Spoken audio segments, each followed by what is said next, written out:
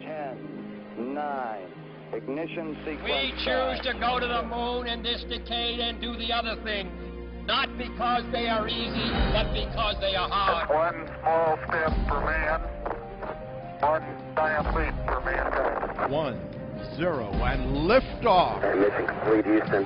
After serving the world for over 30 years, the space shuttle's earned its place in history and it's come to a final stop.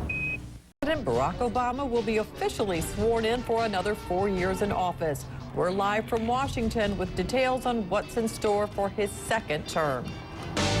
3 years ago, it was amazing the people that came out to support his vision of hope. And what about the crowds and what about the weather? Because it just seems it's always freezing. Well, you know, last time around, it really was absolutely freezing. Right now, today, it's not so bad. You know, we expect the crowds, maybe about half as many people they're saying are expected to come out. But, you know, last time it was nearly 2 million. So that means 800,000, 900,000. That's still quite a lot of people descending on a pretty small area right here near the Capitol. The weather forecast right now is for the high on Monday to be in the lower 40s. And there's a chance of snow. As of right now, a 40% chance of snow showers in the afternoon. So maybe a little bit after the swearing in, but it could still affect the parade. So, of course, people who are coming are going to have to bundle up and be prepared for the cold. Maybe not as cold as last time, but the snow could add something interesting to the mix. Natalie? All right, and we'll see what he waits and says. As you say, still working on his speech a day before. Thank you, Athena Jones, live for us in Washington. Trifft heute offiziell seine Amtszeit an. Am späten Nachmittag wird er den Amtseid im Weißen Haus ablegen. Die öffentliche Vereidigung, die soll dann am Montag vor dem Kapitol in Washington mit rund 100.000 Zuschauern stattfinden.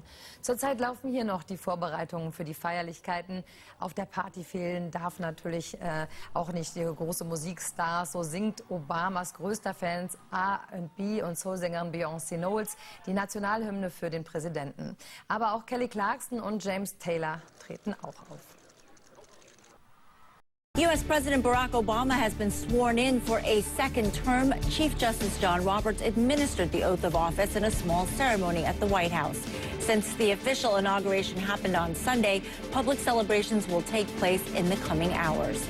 Now, it would not be an inauguration without some very glamorous parties. So CNN's Brooke Baldwin joins me now live from the red, white, and blue ball. Hello, Brooke. This one honors military families, right?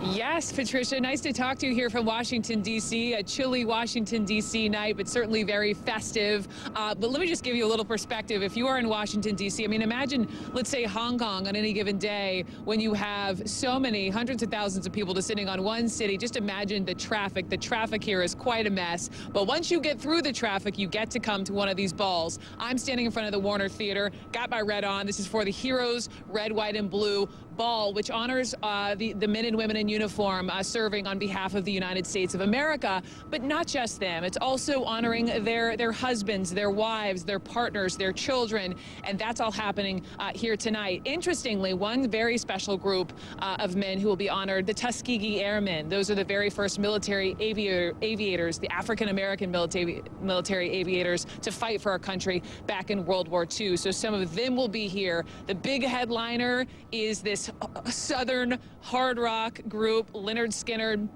Interesting little side note, and music has been really big this weekend, Patricia, let me just tell you that.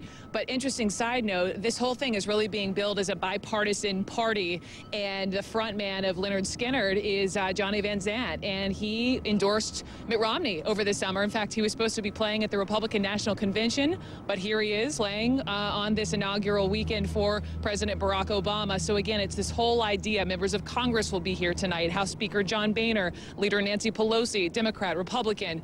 The idea is to come together, and it's a call to action to help our men and women in uniform. Should be a festive night, Patricia. Absolutely, and so important to remember our military families at this time. Thank you so much, Brooke Baldwin, live from Washington for us. And it is nighttime in Western Europe. Temperatures are dropping and snow keeps coming down. All this could make for tough travel for days to come. Relitsa Vasileva has more on that storm. Heavy snow sweeping across Western Europe is putting a flight freeze on travel plans. Weather-related flight cancellations have left thousands of passengers stranded for days. At London's Heathrow Airport, the world's busiest for international traffic, bad travel conditions have been causing flight cancellations and delays since Friday. Icy runways and poor visibility halted all flights into and out of Frankfurt Airport in Germany, while in Paris, nearly half the flights were grounded, causing chaos for travelers uncertain about their departure prospects. We're waiting for a 5 o'clock flight for Cuba. For the moment, we're not worried. It says it's going to be on time. But apart from that, we'll judge according to how much snow falls if they cancel it, whatever. What's a bit worrying is having to spend the night here, but we'll see. For the moment, we don't know anything. Winter's fury isn't stopping some travelers from carrying on with their plans. If it carries on falling, we'll think about it and be more worried as the departure time gets closer. But while we don't know anything about the cancellations, we don't have any reason to think about it. There are always emergency solutions. We're in a country that's more or less civilized. For now, travelers will be bracing for more rough weather, with snowy conditions expected to continue for another few days. Relitza Vasilova, CNN. And now let's get a quick check of our weather and sport headlines. Mark McKay joins us in just a moment. First, we're going to check in with Tom. So, Tom, are these guys going to get any sort of a break at all? Well, a little bit of a break, but not what they're looking for. This is not going to take care of itself in 24 hours. I think the delays and the backups, the cancellations could take 2, 3, maybe 4, dare I say 4 days. There are just too many planes that are out of place, and there's more snow on the way. Notice this line here. It's moving into cold air. It's changing over to snow already as it moves into areas, the southwestern parts of France and southwestern areas of parts of the UK. And this is going to be a snowfall that is going to grow exponentially in the days ahead. We're going to have blizzard conditions in areas of Scotland and northeast and northwest parts of England. Yes, they will see a little bit more in London, but there's only 2 runways, a north and a south at Heathrow. So it's almost impossible to make up all the damage that has been done over the weekend. But you can start to see some of the totals here. But on a broader scale, we're looking at more to fall in Paris. They could see 7 to 8. Then you move into Frankfurt, over 13. The problems continue from Munich to Berlin. So in the days ahead, getting the planes where they need to be is going to be a little bit of a problem. And we may have more pictures like this where travelers are taking and dragging their clothes and everything that they have back to airports. So this is going to be a little bit of a problem. We'll keep you informed. Back to you. Nearly as upbeat about an Obama administration as they were 4 years ago. That's according to a poll that has just been released by CNN and Opinion Research Corporation. Gone is the hope that the president can bring a divided nation back together. The thrill is gone too. In 2009, 68% of Americans said that they were thrilled about Barack Obama's inauguration. Today, it's dropped to an even 50%. And as for what it all means, 4 years ago, 60% saw the inauguration as a celebration by all Americans of democracy in action. Today, only 35% feel that way. On Sunday, the president was officially sworn in at the White House for his second term. In a few hours, we're going to see the public ceremony, and while it's a special day, it is far from unique. Here's a look at the presidents from the last 100 years taking the oath of office. Enjoy. No, this is not Carnival Day in Pumpkin Center. It is the day of days in Washington, D.C. The presidential oath of office. Here comes the inaugural parade. Are you prepared to take the oath of office as President of the United States? I am, sir. Left hand on the Bible and raise your right hand. Raise your right hand. If you will raise your right hand and repeat after me. After me. I, William Jefferson Clinton, do solemnly swear. I, Jimmy Carter. I, Barack Hussein Obama. I, George Walker Bush, do solemnly swear.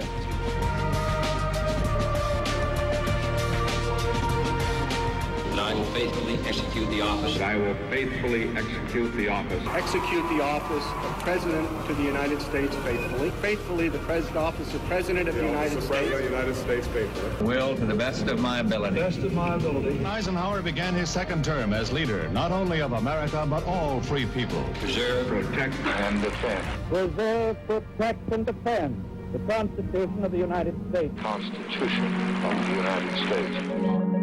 Vice President Lyndon B. Johnson and the grief-stricken widow with them takes the presidential oath aboard the jet, which brings him, together with the body of the late president, back to Washington. The flag flies at half-staff.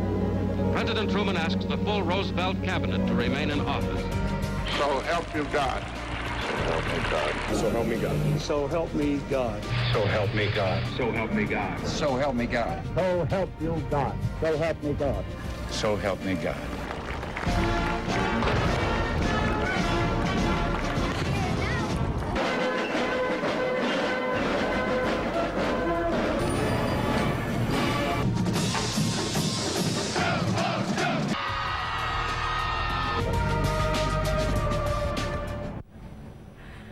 I, Zane Verjee, do solemnly swear. We're going to take a look at the papers now. So let's start by taking a look at the Washington Post. This is the front page headline. The dawn of a second term is what it says. The paper goes on to add Mr. Obama's inauguration will be less of a new beginning and more a moment of tempered expectations. Also, let's take a look in the Capitol at the Washington Times. This is the headline, Obama faces a daunting 4 years. It's a lot less optimistic in its tone and says that history is littered with the wreckage of the president's second terms. And then in Obama's home state, take a look at the Chicago Tribune's headline. It says simply, no time to waste. It goes on, Obama may seek quick wins on big issues in his second term because he has less to lose. Da muss einer nicht mehr die Wiederwahl kämpfen oder auf Kompromisse mit Republikanern hoffen. Er kann inhaltliche Kampfansagen machen. Amerikas Probleme, also die Staatsverschuldung, Klimaschutz, Waffenrecht oder die Einwanderung, die sind gleich geblieben. Die Position seines Präsidenten hat sich aber verändert. Aus Washington dazu Christoph Rackerath. Warten Sie mal, ich möchte mir noch etwas Zeit nehmen. So etwas werde ich nie mehr sehen, sagt der Präsident, als eigentlich schon alles vorbei ist und schaut zurück. Hunderttausende sind gekommen, seinetwegen, zur Vereidigung.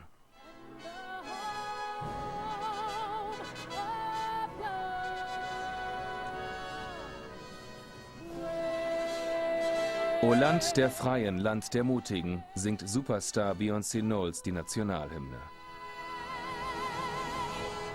Und Mut braucht das Land. Die Erwartungen an den Präsidenten sind überwältigend. Für den Eid benutzt er gleich 2 Bibeln. Die von Präsident Lincoln, der die Sklaverei abschaffte, und vom schwarzen Bürgerrechtler Martin Luther King. Ich, Barack Hussein Obama, schwöre, dass ich die Verfassung der Vereinigten Staaten achten und schützen werde. So wahr mir Gott helfe. Die Inauguration, die Amtseinführung, ist traditionell ein Tag der Einheit und der Harmonie. Doch das Land ist so zerstritten, dass sich der Präsident selbst heute ungewohnt kämpferisch gibt. Obama fordert die Republikaner scharf auf zur Zusammenarbeit. Wir können es uns nicht mehr leisten, Entscheidungen herauszuzögern, Sturheit mit Prinzipientreue zu verwechseln, Theater statt Politik zu machen oder Beleidigungen als Beiträge zur Debatte zu tarnen. Wir müssen endlich handeln. Obama wird konkret, spart kein Reizthema aus. Bürgerrechte, Steuerreform, Stärkung der Mittelklasse, Einwanderung. Sogar Klimawandel und die Gleichstellung homosexueller Paare. Ein selbstbewusster, kämpferischer Obama will seine zweite Chance nutzen. Unter dem Jubel Tausender paradiert das Präsidentenpaar durch Washington. Ab morgen aber wird es wieder ernst. Barack Obama ist ein begnadeter Redner, aber der Amtseid ist seine Sache nicht. Wie vor 4 Jahren hat sich der US-Präsident auch dieses Mal wieder ein bisschen verhaspelt. Aber das gab der pompösen Amtseinführung auch eine menschliche Note. Gewaltig ist die Kulisse, feierlich mit Hunderttausenden Besuchern, Fahnen, Pathos und Wir-Gefühl. Dabei stehen die USA vor gewaltigen Problemen. US-Präsident Obama machte den Eindruck, als wolle er die in seiner zweiten Amtszeit direkter angehen. Er muss auch weniger Rücksicht nehmen. Schließlich kann er weder wiedergewählt noch abgewählt werden. Aus Washington, D.C. eine Reportage von Carsten Mierke. Schweinekalt ist es aber dafür mit Blick aufs Kapitol. Es hat etwas von einem großen Picknick, wenn amerikanische Präsidenten ihr Amt antreten. Ein gigantisches Volksfest mit Karussell und vielen Fahnen, alles für einen Mann. Obama, Obama, Obama. Ich weiß ja noch nicht einmal, ob ich überhaupt was sehen werde, aber allein schon hier zu sein, ist unbeschreiblich. Es gibt sie also noch, die bedingungslosen Obama-Anhänger. Sie jubeln, wenn er auf dem Bildschirm erscheint, aber sie sind weniger geworden. Auch vor das Kapitol kommen diesmal nicht einmal mehr halb so viele wie noch 2009. Es sind die Verständnisvollen. Veränderungen brauchen Zeit. Wir müssen geduldig sein. Wir werden in seiner zweiten Amtszeit viel Fortschritt sehen. Und diese Amtszeit hat nun begonnen. Ein optimistischer Obama tritt vor die Massen. Seine Familie kam schon kurz vor ihm. Malia und Sascha, die First Lady mit neuer Frisur. I, Barack Hussein Obama, do solemnly swear that I will faithfully execute.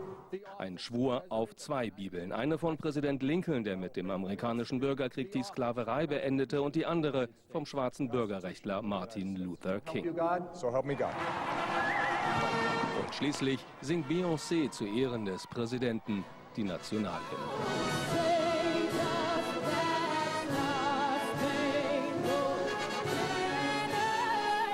Das alles von zigtausend Polizisten und Spezialeinheiten gut überwacht. Deren schwierigster Job aber ist anschließend das Absichern der Paradestrecke, wenn der alte und neue Präsident ganz nah bei seinem Volk sein will. Wenn er aus dem Auto steigt, auch das eine Tradition. Zuvor hatte Obama in seiner Rede die Amerikaner auf die kommenden 4 Jahre vorbereitet. Wenn sich die Zeiten ändern, müssen auch wir uns ändern. Neue Antworten auf neue Herausforderungen. Und heute mehr denn je müssen wir das gemeinsam tun, als eine Nation, als ein Volk. Doch bei so gut wie jedem Thema gehen die Meinungen in den USA diametral auseinander. Mehr oder weniger Waffen, mehr oder weniger Sozialstaat, höhere oder niedrigere Steuern. Die Partystimmung hier vor dem Kapitol täuscht ein wenig. Die USA sind tief gespalten, noch sehr viel mehr als vor 4 Jahren. Obamas Versöhnungsversprechen ist verpufft. Die nächsten 4 Jahre wird er kämpferischer angehen. Es dürfte ruppiger werden. Doch heute wird erst mal weiter gefeiert, später am Abend noch auf 2 Bällen. Ab morgen kommen dann die Probleme. Dann, wenn auch der Rasen rund ums Kapitol wieder Zeit hat, sich von den Strapazen zu erholen. Keiner kann ja die Augen verschließen vor der Dürre, vor den Feuern, vor den Stürmen, die überall toben. Der Weg zur nachhaltigen Energie wird lang sein und manchmal auch sehr schwierig, aber die Amerikaner müssen diesen Übergang annehmen, sie müssen ihn führen. Wir können nicht den anderen Nationen hier diese Aufgabe übertragen, neue Industrien zu schaffen. Wir müssen dieses Versprechen umsetzen. So müssen wir unsere ökonomische Vitalität retten und ausbauen. Unsere tapferen Frauen und Männer in Uniform, die in den Flammen des Kampfes stehen, sie zeichnen sich durch viel Mut aus. Unsere Bürger, die immer noch trauern über diejenigen, die in der Vergangenheit gefallen sind für die Freiheit. Sie kennen diesen hohen Preis für die Freiheit. Diese Opfer werden unsere Augen offen halten für die Zukunft, auch gegenüber denjenigen, die uns schaden wollen, diejenigen, die Frieden wollen, die gegen den Krieg sind. Wir sollten aber auch ehemalige Feinde in unsere Freunde umwandeln. Auch zum heutigen Zeitpunkt ist das erforderlich. Wir werden unser Volk verteidigen. Wir werden unsere Armee stärken, aber auch die Rechtsstaatlichkeit. Wir werden unsere Unterschiede mit anderen Nationen friedlich lösen. Nicht, weil wir naiv sind gegenüber den Gefahren, die es gibt, weil hier aktives Handeln hier gegenüber Verdacht und anderen gefährlichen Momenten obsiegen werden. Amerika wird der Anker bleiben für starke Verbündete und Bündnisse überall in der Welt. Wir werden überall in der Lage sein, die Krisen zu managen, denn für keinen geht es ja um mehr als für diese große Nation in Asien, in Afrika, in Lateinamerika, im Nahen Osten. Unsere Interessen, unser Gewissen zwingen uns zu handeln für diejenigen, die die Freiheit ersehnen. Und wir müssen eine Quelle der Hoffnung sein für die Armen, für die Kranken, für diejenigen, die an den Rand der Gesellschaft gedrängt worden sind und die Opfer von Vorurteilen sind. Nicht, weil wir hier nur guten Willen zeigen wollen. Wir kämpfen für die Prinzipien, die unsere Gründerväter eingeführt haben. Toleranz, Menschenwürde, Gerechtigkeit. Jetzt ist es die Aufgabe unserer Generation weiterzumachen, was diese Pioniere einmal ins Leben gerufen haben. Unsere Reise ist nicht abgeschlossen, bis unsere Mütter, unsere Frauen auch hier wirklich genauso viel verdienen für ihre Anstrengungen wie die Männer. Unsere Reise ist nicht abgeschlossen, bis unsere gleichgeschlechtlichen Menschen ebenfalls vor dem Gericht gleich sind. Denn wir sind alle gleich. Auch die Liebe, die wir gegenüber anderen haben, muss also gleich sein. Unsere Reise ist nicht abgeschlossen, wenn nicht viele Bürger stundenlang warten müssen, bis sie ihre Stimme abgeben können. Unsere Reise ist nicht beendet, bis wir nicht besser die Einwanderer begrüßen, die immer noch Amerika sehen als das Land der großen Hoffnung. Die jungen Studenten und die Technologen, wenn wir die aus unserem Land ausweisen, das wäre völlig falsch. Liebe Mitbürger Amerikas, ich habe ja heute den Amtseid geschworen, den auch schon andere hier abgelegt haben.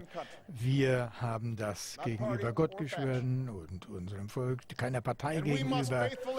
Und wir müssen diesen Schwur wirklich umsetzen in all unseren Anstrengungen. Die Worte, die ich heute gesprochen habe, die sind auch nicht so schwierig. Und jedes Mal wird dieser Eid ja gesprochen, auch von den Soldaten oder Einwanderer, wenn sie ihren Traum umsetzen wollen. Mein Eid unterscheidet sich nicht von dem Eid, den wir alle leisten gegen der Flagge, die da drüben weht und die in unserem Herzen schlägt, wie wir als Bürger ableisten. Und ich glaube, das ist unsere größte Hoffnung. Sie und ich als Bürger, wir haben die Kraft, den Kurs dieses Landes zu bestimmen. Sie und ich als Bürger haben die Pflicht, die Debatten zu gestalten in unserer Zeit. Nicht nur mit den Stimmen, sondern mit den Stimmen, die wir für die Verteidigung unserer alten Ideale und Werte bringen.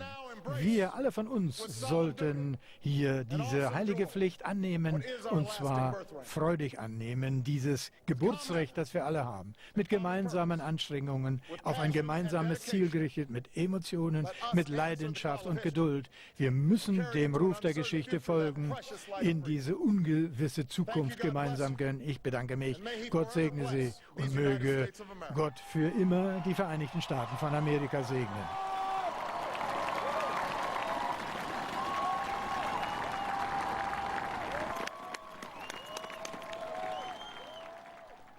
Soweit die programmatische Rede zur zweiten Amtszeit von Barack Obama und Michael Kolz in Washington.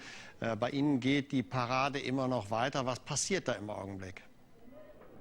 Naja, alle Bundesstaaten sind vertreten auf dieser Parade, entweder durch Highschool-Bands oder Behindertenorganisationen. Schwulen und Lesben hatten wir gesehen, die auch mit einer Marching-Band, also mit einer Marschkapelle hier angetreten sind. Also jeder Staat wird vertreten durch eine Gruppierung, die im Idealfall auch irgendwas mit Washington zu tun hat oder vielleicht sogar noch besser irgendeine Verbindung zum Präsidenten hat. Und das dauert natürlich ganz schön lange, bis alle Bundesstaaten durch sind. Der Präsident hält aber hartnäckig aus. Dabei hat er ja schon den nächsten Termin. Er muss ja noch auf mindestens 2 Bälle gehen und das trifft nicht nur auf ihn zu, sondern die Damen sind auch schon ins Weiße Haus gegangen, um sich umzuziehen. Also seine beiden Töchter und seine Frau. Gleiches gilt auch für die Ehefrau von Joe Biden. Aber es ist natürlich selbstverständlich, dass die beiden die Parade bis zum Ende abnehmen. Und die Stimmung ist ja nach wie vor exzellent am Rande. Es sind Hunderttausende noch auf den Straßen, trotzdem sich die Temperaturen noch inzwischen deutlich verschärfen.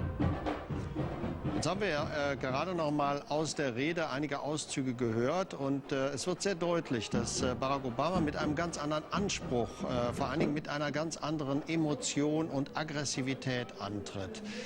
Hat man das so ein bisschen auch in der gesamten Veranstaltung gespürt?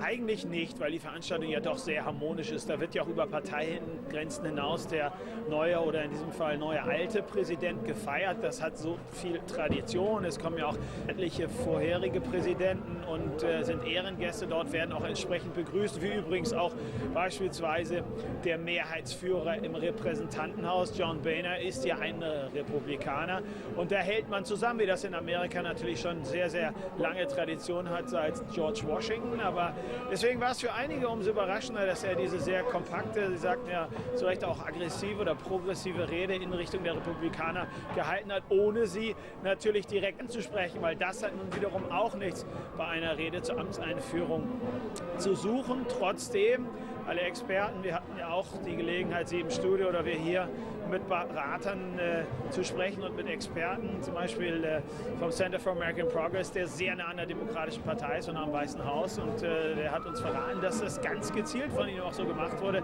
weil er muss ja sich um keine Wiederwahl mehr scheren, sondern er möchte jetzt nach vorne regieren und dementsprechend hat er auch die Besetzung seiner Kabinettsmitglieder vorgenommen. Eine solche Parade, das Zusammenkommen von vielen Menschen, ist natürlich auch immer die Gelegenheit, einmal zu hören, wie ist denn so die Stimmung im Lande? Was haben Sie denn für einen Eindruck? Also was wir festgestellt haben, zum Beispiel bei den brennenden Themen wie der Frage der Haushaltskrise und natürlich der spätestens Ende Februar notwendigen Erhöhung der Schuldenobergrenze oder auch, was gerade jetzt natürlich ein sehr emotionales Thema ist nach dem Massaker von Newtown, die Waffenkontrolle. Da sind die Menschen, die zumindest hier dieser Tage in Washington waren, sehr zuversichtlich, dass Republikaner und Demokraten da zusammenkommen und sich zumindest im Sinne des Volkes und des Landes da irgendwie einigen. Natürlich muss man kompromissbereit sein auf beiden Seiten, aber da waren wir doch ein bisschen überrascht, wie zuversichtlich sie sind, insbesondere in der Frage der Waffenkontrolle. Denn eines steht fest, die Lobbyisten hier in Washington sind deutlich in der Mehrheit und die Waffenlobby, die National Rifle Association, ist extrem mächtig und das dürfte relativ schwierig sein, aber offensichtlich ist man zumindest, das mag natürlich auch mit den Feierlichkeiten zusammenhängen, sehr guter Dinge, dass man da auf einen grünen Zweig kommt und es eine Einigung im Sinne der Nation geben kann. Womit wird Barack Obama morgen beginnen? Was ist sozusagen, obwohl die Vereidigung ja gestern Abend schon war, der erste Akt seines neuen Amtes?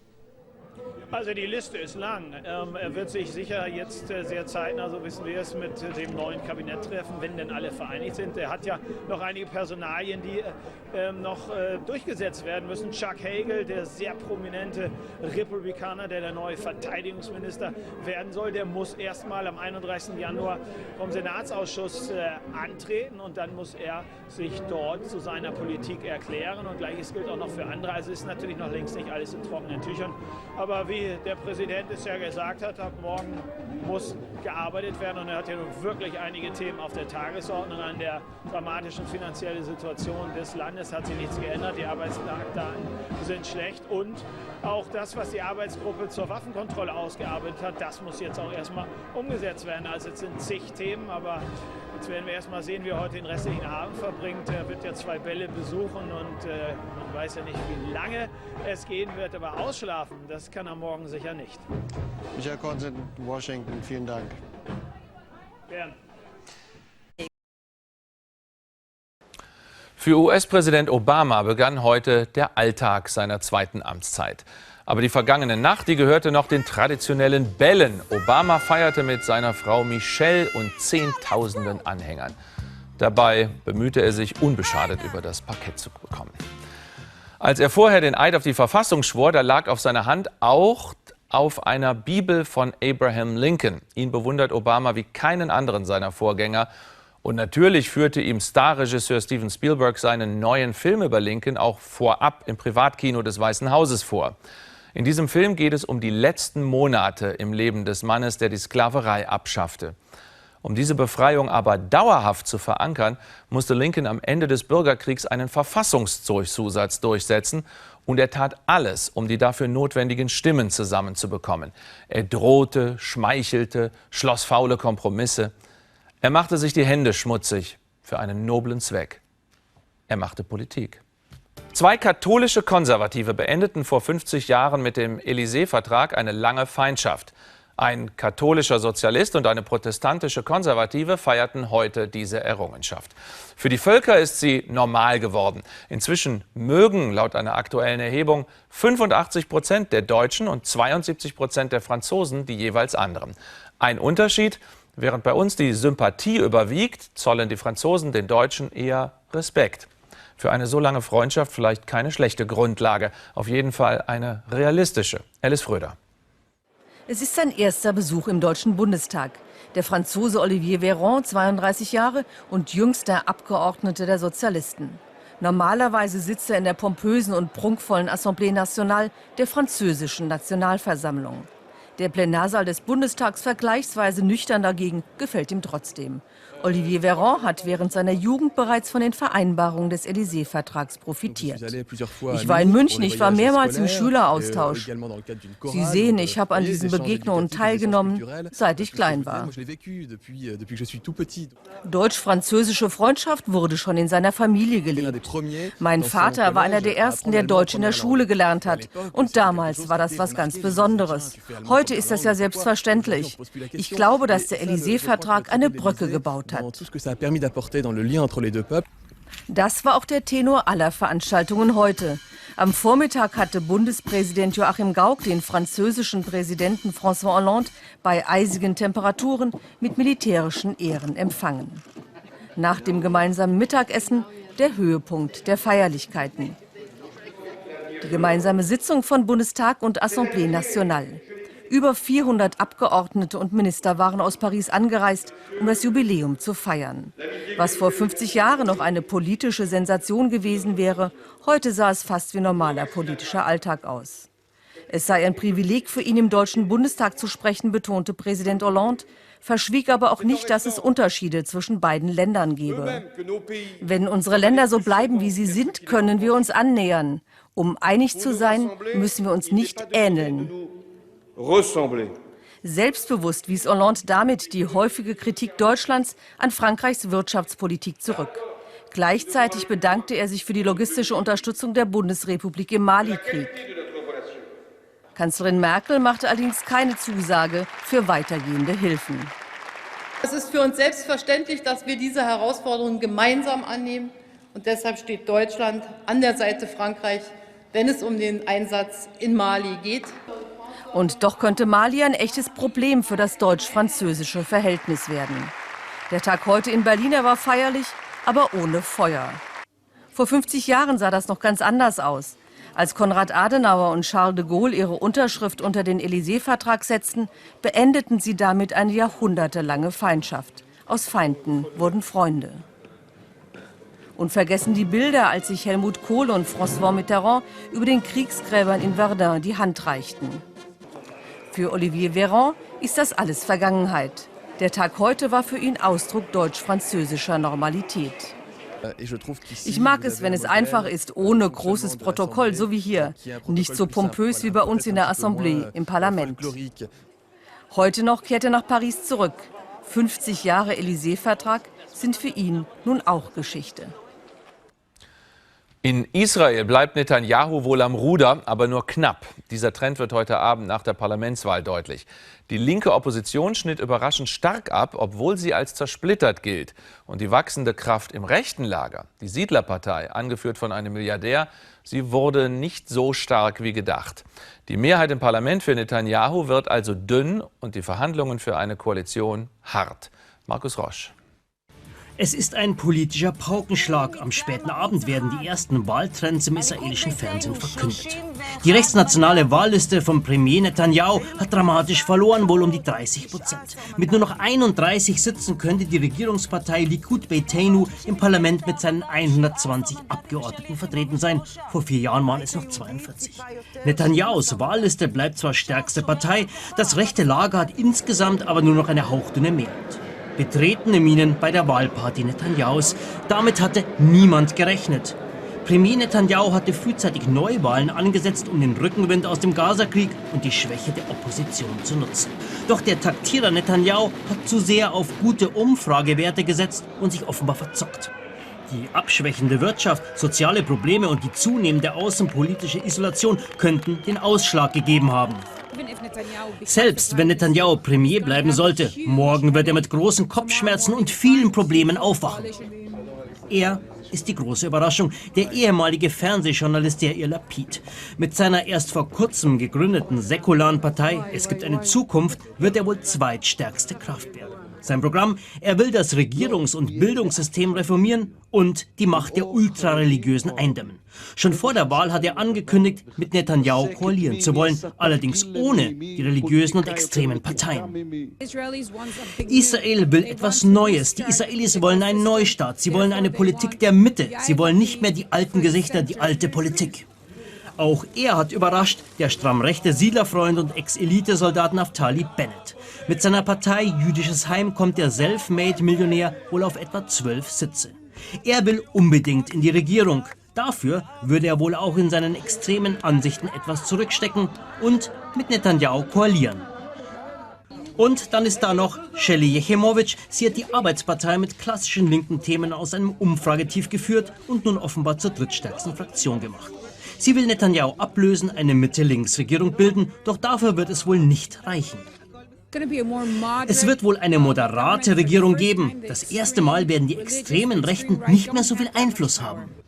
Benjamin Netanyahu ist angezählt. Beim Besuch der Klagemauer heute Morgen hat er wohl noch nicht geahnt, dass er fast 1/3 der Stimmen verlieren wird. Nun muss er versuchen, eine Koalition zu schmieden. Doch dazu muss der geschwächte Regierungschef wohl Zugeständnisse machen. Und er könnte auch in der eigenen Partei unter Druck geraten.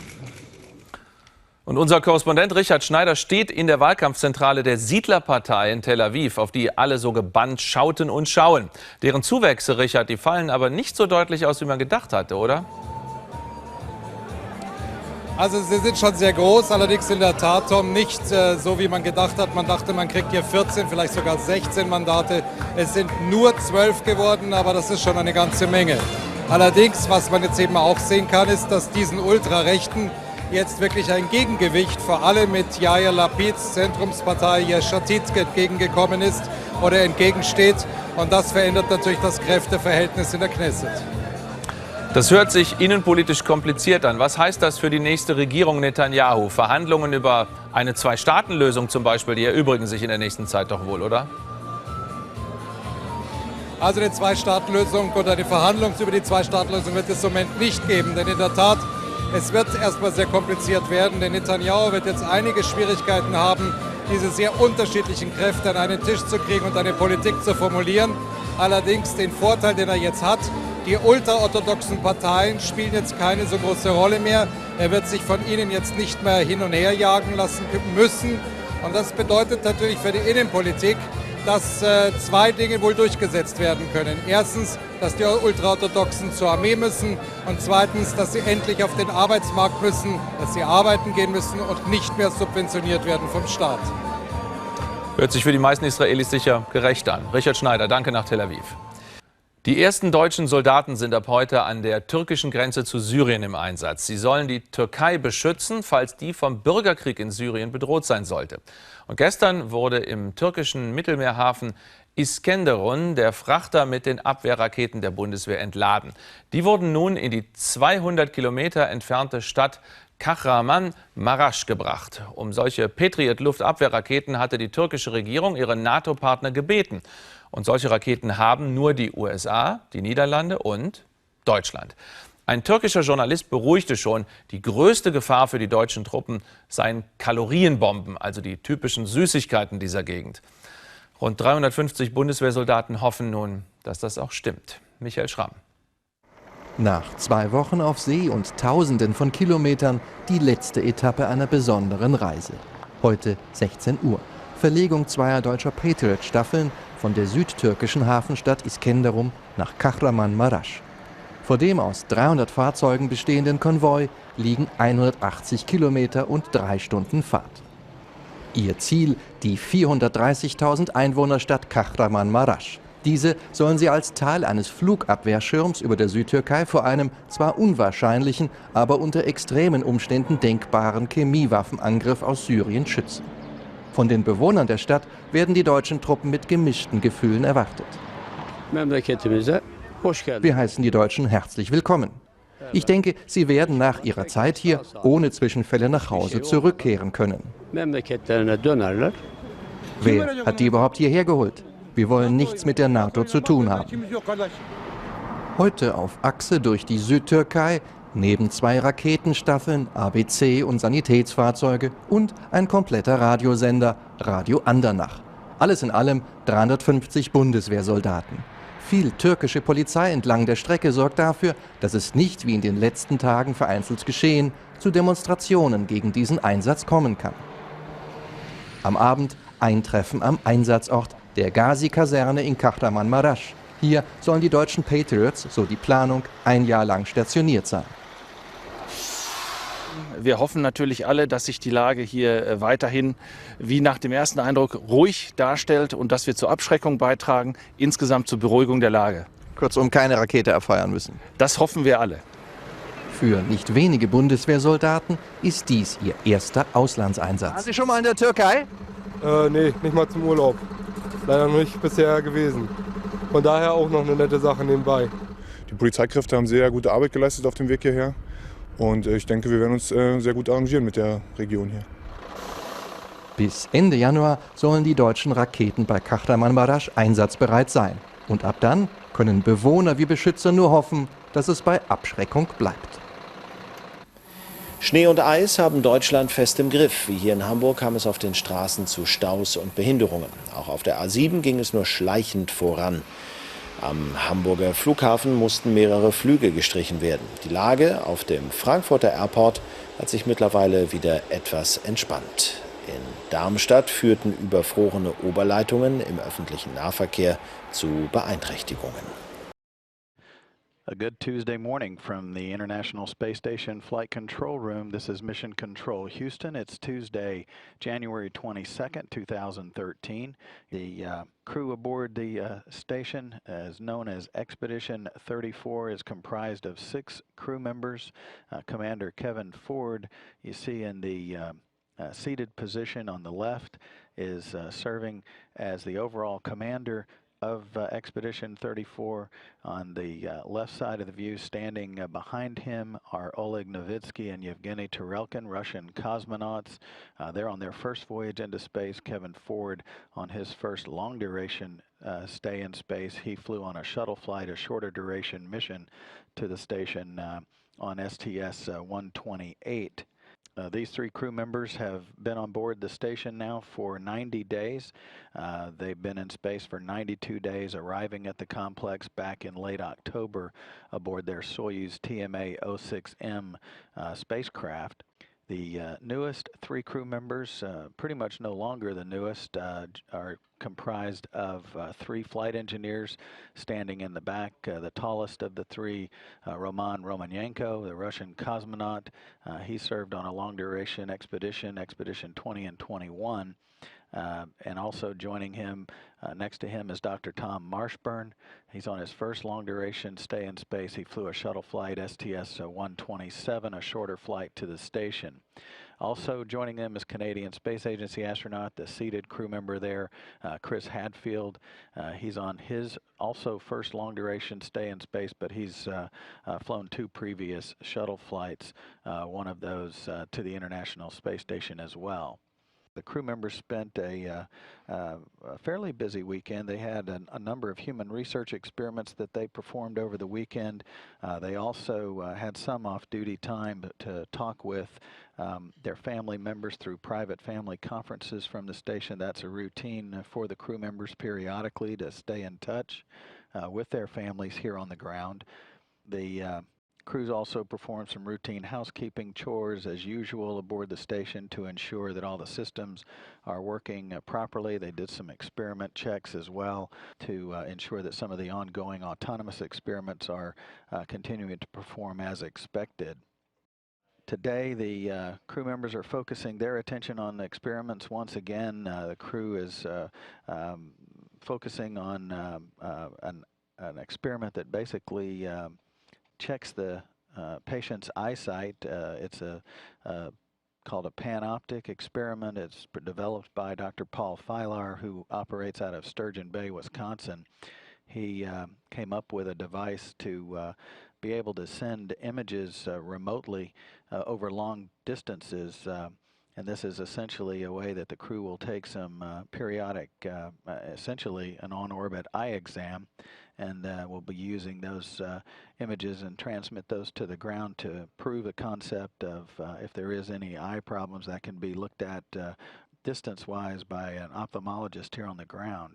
Also underway, the capillary flow experiment operations by Kevin Ford.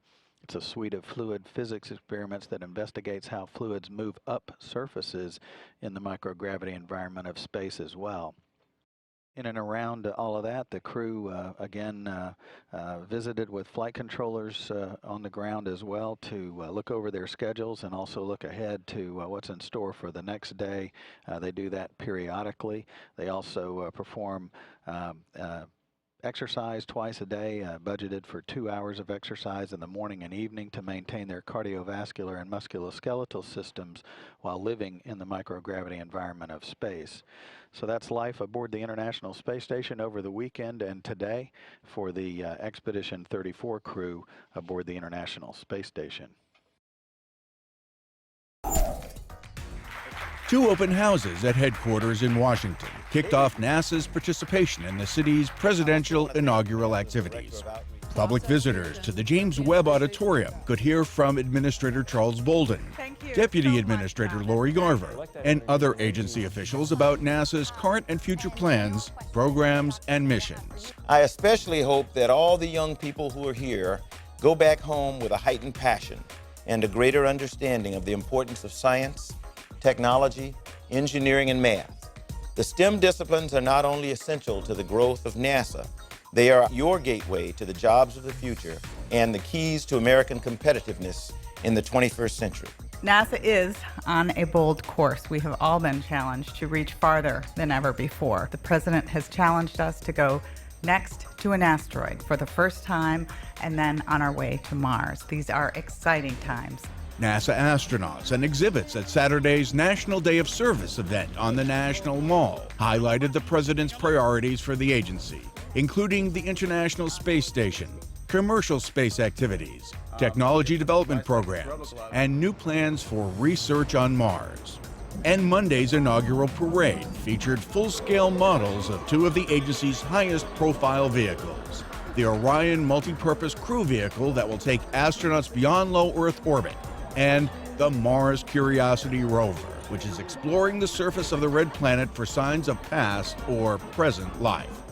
Orion and Curiosity are examples of NASA's effort to help give the nation the technological boost the President called for in his inaugural speech. We cannot cede to other nations the technology that will power new jobs and new industries. We must claim its promise.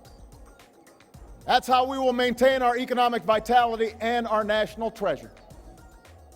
Our forests and waterways, our croplands and snow-capped peaks. That is how we will preserve our planet. NASA has awarded a $17.8 million contract to Las Vegas-based Bigelow Aerospace to provide a new addition to the International Space Station. The Bigelow Expandable Activity Module, or BEAM, will demonstrate how this type of habitat could be used by future space explorers. It will provide insight into radiation transmission properties and thermal and structural performance compared to traditional aluminum modules. We look at this as a stepping stone with expandable technologies. We are hoping and looking forward to the possibility of doing other things for NASA and with NASA with expandable systems. The expandable habitat represents cutting-edge technology that will enable humans to thrive in space safely and affordably, and heralds important progress in U.S. commercial space innovation. NASA and the European Space Agency have reached an agreement on plans for ESA to provide a service module for the Orion spacecraft's Exploration Mission 1 flight scheduled for 2017. To make a commitment this big, there needs to be a lot of engineering done behind the scenes to make sure that this is really the right thing to go do. Can we really integrate these 2 vehicles together? Where do you define the interfaces? How do you make this happen? And the teams have done just a tremendous job over the past several months of figuring out all those technical interfaces. The service module will sit directly behind Orion and provide the capsule's power, thermal control, and propulsion. The agreement expands on the agency's successful partnership on the International Space Station and other activities, and ensures international collaboration on future missions as humans explore new frontiers in the solar system.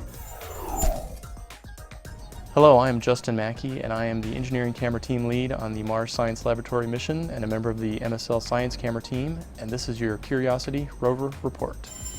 The rover has been investigating the Yellowknife Bay area as part of an effort to pick the exact location of our first drill activity on Mars. The images being returned by Curiosity show a diverse collection of interesting features, including sedimentary rocks, pebbles, cracks, nodules, and veins. The vein features are seen as a bright white material, and we see them just about everywhere we look in Yellowknife Bay. The ChemCam instrument has found that these veins contain elevated levels of calcium sulfate, likely in the form of basanite or gypsum. Gypsum veins are also seen here on Earth and are associated with water percolating through cracks in fractured rocks. The exciting news from all of this analysis is a candidate site where Curiosity will conduct its first drilling activity. This site is located only a few meters away from the rover's current location and lies in a flat area suitable for drilling. The team hopes to drill directly into one of the veins and place the powder into the SAM and Chemin analytical instruments. These instruments will give us detailed information about the composition of the material. We'll be driving over there in the next few days. On our way over to the drill site, we're planning on using the rover's wheels to crush some of the nearby veins and examine the freshly broken material. This image from Sol 135 shows an example of how the rover can break open soft rocks with its wheels, revealing the freshly exposed material. I'm Justin Mackey, and this has been your Curiosity Rover Report. Check back for more reports. Operations for NASA's robotic refueling mission are underway on the International Space Station. Managed by Goddard Space Flight Center, RRM aims to successfully demonstrate the tools, technologies, and techniques needed to robotically refuel satellites in space, especially those not designed to be serviced. Using Dexter, a two-armed Canadian robot on the station, ground controllers at Johnson Space Center will simulate a refueling with a washing machine-sized practice box outfitted with tools and connections similar to those found on a satellite. A successful simulated fuel transfer could mark a revolution in space operation and design. The refueling simulation is scheduled to run through January 24th. Other RRM tests are scheduled into next year. The International Space Station's upcoming Expedition 35 and 36 missions were previewed in a series of news briefings at the Johnson Space Center. Highlighted were scheduled visits to the station by several spacecraft, including the SpaceX Dragon cargo capsule and the demo and supply flights of Orbital Sciences' Cygnus spacecraft. The media also heard from NASA's Chris Cassidy and Pavel Vinogradov and Alexander Mazurkin of the Russian Federal Space Agency, 3 of the 6 crew members slated for the missions. It's shaping up to be a very dynamic and a very busy expedition. We welcome that when you can deliver for people that have worked hard to produce all those activities on the ground. That's very satisfying. Cassidy, Vinogradov, and Mazurkin are set to launch to the orbiting laboratory aboard a Soyuz spacecraft on March 27th. Upon arrival, they'll join NASA astronaut Tom Marshburn, Canadian Space Agency astronaut Chris Hadfield, and Roscosmos cosmonaut Roman Romanenko. When you're trying to understand a problem, you go where the problem is most obvious. For NASA atmospheric scientists like Jim Crawford and 2 NASA airplanes from Virginia, that means a trip to California in early 2013.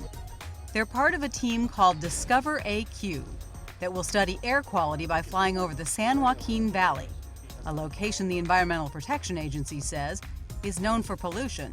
We begin with an aircraft like the B-200, which flies at high altitude over the Central Valley all day long, looking downward with the remote sensors. We have a second plane which flies through the valley profiling, moving up and down over various ground sites. The final component, though, is at the surface, because ultimately it's at ground level where the air quality monitoring stations are located. What the science team, its instruments, and its government and university partners are trying to do is prepare for when the U.S. can monitor air pollution in the lowest part of the atmosphere from space. We don't have a satellite right now that can do that. We do, though, have on the books a geostationary satellite in the future called TEMPO that will be able to look at North America throughout the day to look at air quality.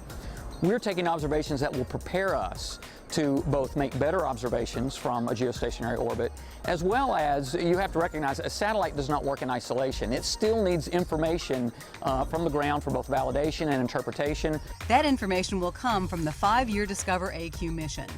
It will be used to help the satellite paint a more consistent picture of air quality so that scientists can make better forecasts. William Barucki, science principal investigator for NASA's Kepler mission at the Ames Research Center, is the recipient of the 2013 Henry Draper Medal for Outstanding Contribution to Astrophysical Research. Barucki is honored for his pioneering work with Kepler, the first NASA mission capable of finding other planetary systems whose Earth-sized planets could have water on their surface. Awarded every 4 years by the National Academy of Sciences, the Draper Medal will be presented to Barucki this spring. Last June, Barucki celebrated 50 years of service at NASA. 2, 1. We have booster ignition and liftoff of the Space Shuttle Endeavour, continuing the union of U.S. and Russian space endeavors. 15 years ago, on January 22, 1998, Space Shuttle Endeavour rose skyward from the Kennedy Space Center to meet up with the Russian space station Mir. Endeavour and her crew delivered more than 8,000 pounds of equipment and supplies, as well as NASA astronaut Andy Thomas. He replaced Dave Wolf, who'd spent 119 days aboard the complex. Thomas became the last U.S. astronaut to serve on Mir. Probleme gibt, dann muss man sich eben über vermeintliche Probleme aufregen. Große Diskussion in den USA um einen angeblichen Konservenauftritt bei der Amtseinführung von Barack Obama vorgestern. Medien berichten, Beyoncé habe die Nationalhymne nicht live gesungen, es sei Playback gewesen. Als Beweis dient ein Foto aus einem Plattenstudio mit Beyoncé und den Noten für die Hymne. Veteranen von Amtseinführungen sehen das gelassener. Es werde oft vorproduziert, weil es im Januar so kalt ist, dass Sänger schlecht singen könnten und Blasinstrumente oft verstimmt sein.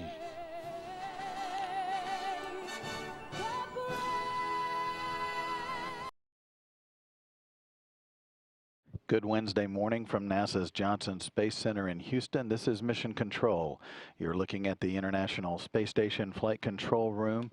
From the front corner of the room, looking across a bunch of consoles that support flight activities of the International Space Station. Each flight control position here in the room oversees a specific discipline, avionics equipment aboard the International Space Station to ensure its health, supporting science activities and living activities for the 6-member crew aboard the complex. The crew, again, is focusing on science experimentation aboard the station and also some maintenance work. They've been working with the intermodule ventilation system. That's routine maintenance aboard the station. Hadfield's been working on a removal and replacement of a heat exchanger unit associated with the U.S. airlock where spacewalks are staged. There's also been some work on the environmental health system, the subsystem involved with the total organic carbon analyzer, part of the water recovery system of the station. And the crew's also working on a number of experiments, one of which is the binary colloidal alloy test, a periodic experiment that's conducted aboard this station known as BCAT. That studies the disbursement of liquids known as colloidals as they are suspended in the microgravity environment of space. So a busy day for the crew once again as they perform work inside the station and on the outside throughout the day. Robotics, once again, the focus of attention as the robotic refueling mission demonstration activities are underway and will be carried out throughout the day while the crew works inside. Those robotic activities will be overseen and managed autonomously from the robotics team here in Mission Control. And with new threats of rocket launches and nuclear tests, that's what came out today. North Korea is again putting on a show of defiance in the face of international pressure.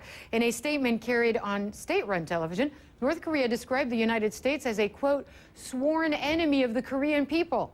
The broadside was aimed squarely at Washington and the United Nations, which agreed to fresh sanctions against North Korea on Tuesday. Senior UN correspondent Richard Roth joins me now from the United Nations with more. What's been the reaction at the UN? This is just a couple of days after these sanctions were expanded against North Korea. I mean, sometimes, Hala, when North Korea lashes out, they ignore it, but the threat of a third nuclear test and the rather harsh rhetoric from the North Korean military wing has certainly gotten people's attention. At the White House, Jay Carney, representing the United States, said this is a needlessly provocative statement. The French government is saying, taking note of the threats from North Korea and saying most alarmingly is the threat about a nuclear test. France deplores the announcement, calls for a strong reaction should this happen. The UK also backing that, is saying there would have to be a reaction here at the UN. But of course, there's limits to what this UN is going to do. They're not going to issue a military call for battle. UN Secretary General Ban Ki-moon, the former South Korean foreign minister in Davos, speaking to CNN's Michael Holmes, reacted this way to North Korea's threats. They normally have been reacting very much negatively whenever Security Council issued a statement. We will continue to urge them collectively in the name of the United Nations to not to provoke any provocative measures, including additional nuclear weapon test or rocket launching. And they should engage in dialogue with the Republic of Korea and other neighboring countries to broaden the exchanges and cooperation. That is the only way for DPRK can become a responsible member of the international community. France appealed for North Korea to return to those so-called six-party talks, multilateral negotiations, but that hasn't gone on for years now. China in Beijing said should be calm and restrained. China did agree to that resolution on Tuesday, Hala, for additional sanctions that please the U.S., but China has its limits in how far it will go in having the UN target North Korea. Right now, North Korea's language talking about targeting the United States, many think right now that means politically, but it's including language such as we're going to have to use force, use the law of the jungle. Not the type of talk you hear at the UN, Hala. Right, and interesting that China was on board for this resolution. We will catch up with Richard Roth a little bit later when we have more reaction to this announcement from North Korea. And we'll also have analysis a little bit later on what North Korea's true nuclear capabilities are at this stage. Just about everyone in the UK is shivering during this current cold snap, and that includes the chimps at the ape and monkey sanctuary in Wales. But the clever primates aren't taking it lying down. Oh, look, it's freezing. They're wrapping themselves in blankets and sipping hot tea to keep warm. Jenny Harrison, what do you make of this? Well, apart from him, look, you see, I think... It's shivering. Well, it is. What's this? I think it's a she. Look, this is the bit that I love this bit. Watch, look, she walks along. I think it's a she, because she's sensible. She's got a blanket on. Oh, my head's a bit cold. Oh, I love it. I love that. So she's all wrapped up, and look, he's got to be a male, isn't he? Chewing on a lump of snow. I mean, really. It's so miserable. Well, it is miserable, and you know what? There's a bit more snow to add to those chimps' misery, because they look very unhappy, don't they? I don't know why they're not indoors in some sort of heated little cave or something. I'm sure, you know what, a cave. I'm sure they can go inside, can't they? They're just a bit of fresh air, Hala. All right. I know you don't like the cold, but they, you know, she's got and a blanket. it's going to get colder. Tell us about well, that. it's not so much going to get colder. In fact, there's a real change in the forecast across the UK in the next couple of days. These are the temperatures right now. It feels like -6 in Glasgow, -14 across in Oslo. The usual story, the one we've been looking at for the last couple of weeks or so. Temperatures generally are below freezing, certainly with the wind, but there's a new system coming in. There's actually a lot more snow coming in with this system too. So the warnings are already posted by the UK Met Office, all the way really from central Scotland right down the spine of the country to the central Midlands. As much as 8 centimetres of snow can come down. It's been fairly quiet across all of Western Europe in the last 12 hours, but this is the system producing the really heavy snow already across the southeast. And then what we have going on is we've got snow coming in likely on Friday, and then across the weekend it is going to change. But meanwhile, the snow will continue to work its way across the southeast. So look at these totals, nearly 15 centimetres in Sarajevo. It's been a very, very cold night. So, of course, remember, in the UK, for example, look at these temperatures, well below the average. The UK, we've had these temperatures well below average, below freezing for days and days and days. This next system comes in, more snow on Friday, Saturday. on the back of this snow, look at that, nearly 7 centimetres in Birmingham, some very heavy rain, Hannah. So the next problem is going to be flooding, because there's a really noticeable warm-up taking place too as we go through the beginning of the week, Sunday onwards. So flooding will be a problem, certainly in the UK. Once it warms up. Thanks very much, Jenny. We'll see you later. Deep Space Industries is serious about its plans. When the first asteroid is mined, Deep Space will be there. The company unveiled its vision this week at the Museum of Flight in Santa Monica, California, presenting plans for a space mining company to harness nearby asteroids for hydrogen, oxygen, iron, and nickel. The idea is to power totally self-sustaining space stations. One of the things we're going to be doing is creating an economy in space. We're going to be creating wealth in space. We're going to be mining resources that we believe in the long run can help life on Earth. The company plans to hitch rides aboard much larger missions starting in 2015, prospecting for asteroids using a laptop-sized spacecraft called Firefly, harvesting materials with a larger craft a year later, and eventually processing them for use in space and on Earth. There are a few different ways to take the asteroid and be able to move it and be able to extract things from it. But because we're in zero gravity and the asteroids aren't big enough to have a very strong gravity, we have to worry about things floating away. So we either have to wrap ropes around it or a bag around it or grapple onto it. All right, we're in. But they won't have to grapple with Armageddon the way Bruce Willis did in the 1998 movie, drilling into a stubborn asteroid to stop it from colliding with Earth. We've all seen broken drill heads before. No one is yet talking about sending humans onto asteroids, but Deep Space Industries will have to contend with competition. Founded in 2009, Planetary Resources is ahead on the hardware side. So as I lift the prototype, you can see the density of everything that we've packed into these 11 kilograms. With similar plans to prospect near-Earth asteroids, the private company has deep-pocketed investors like Google's Eric Schmidt and Larry Page, and has signed a launch partnership with Richard Branson's Virgin Galactic. But even still, the return on investment is a question mark for any venture.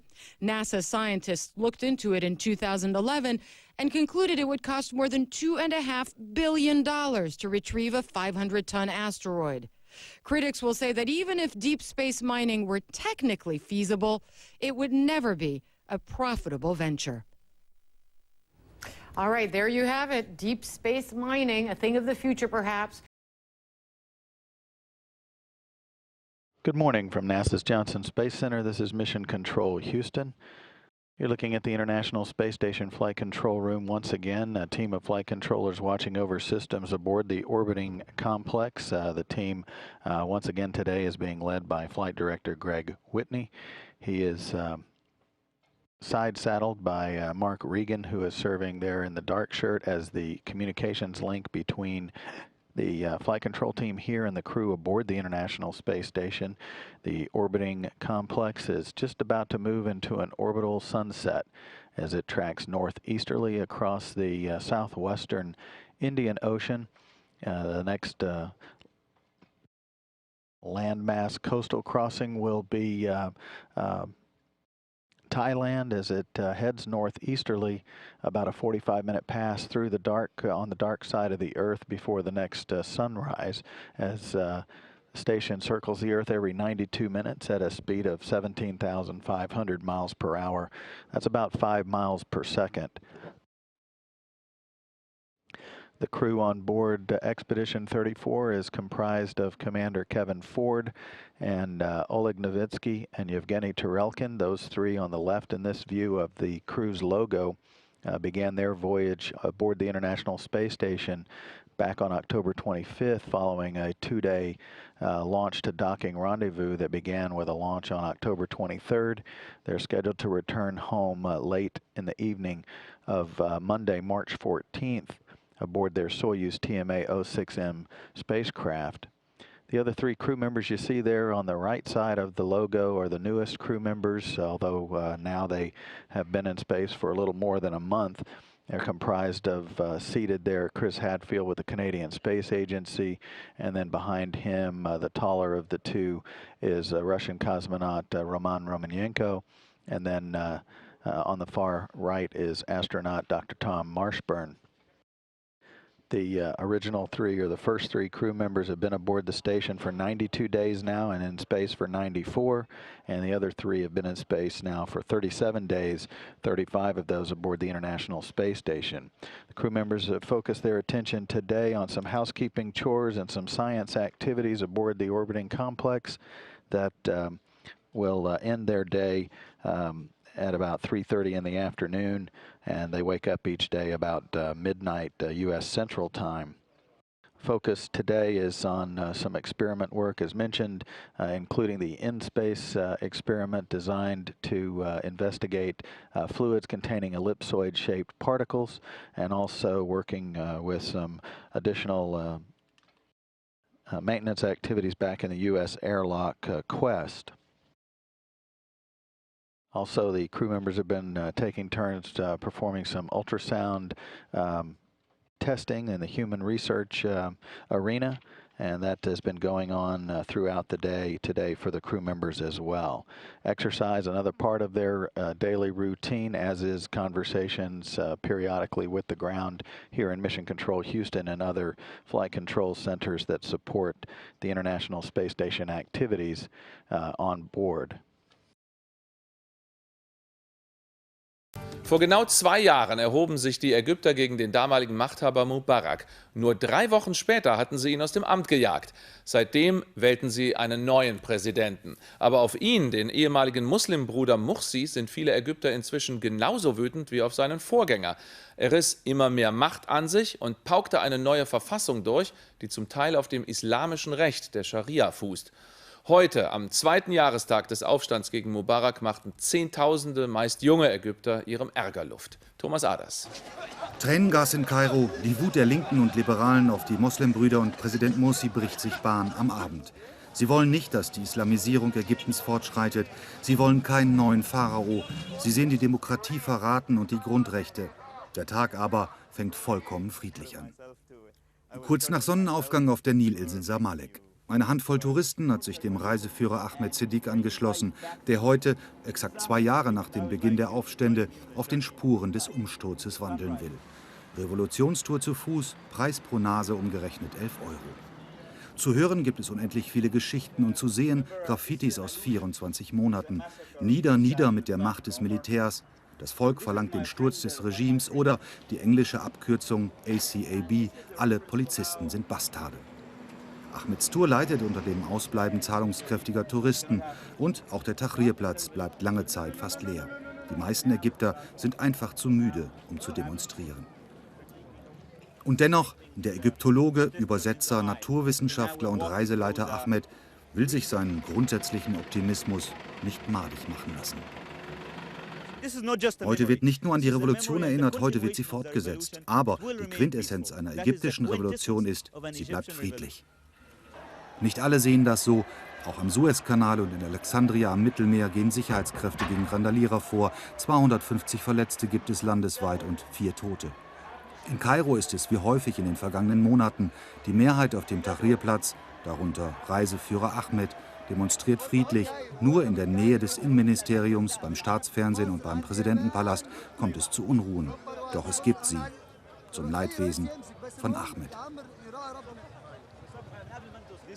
Das hatte ich wirklich nicht gehofft, aber es ist so wie im alten Ägypten. Der Nil fließt von Ober- nach Unterägypten, er verbindet die beiden Teile unseres Landes.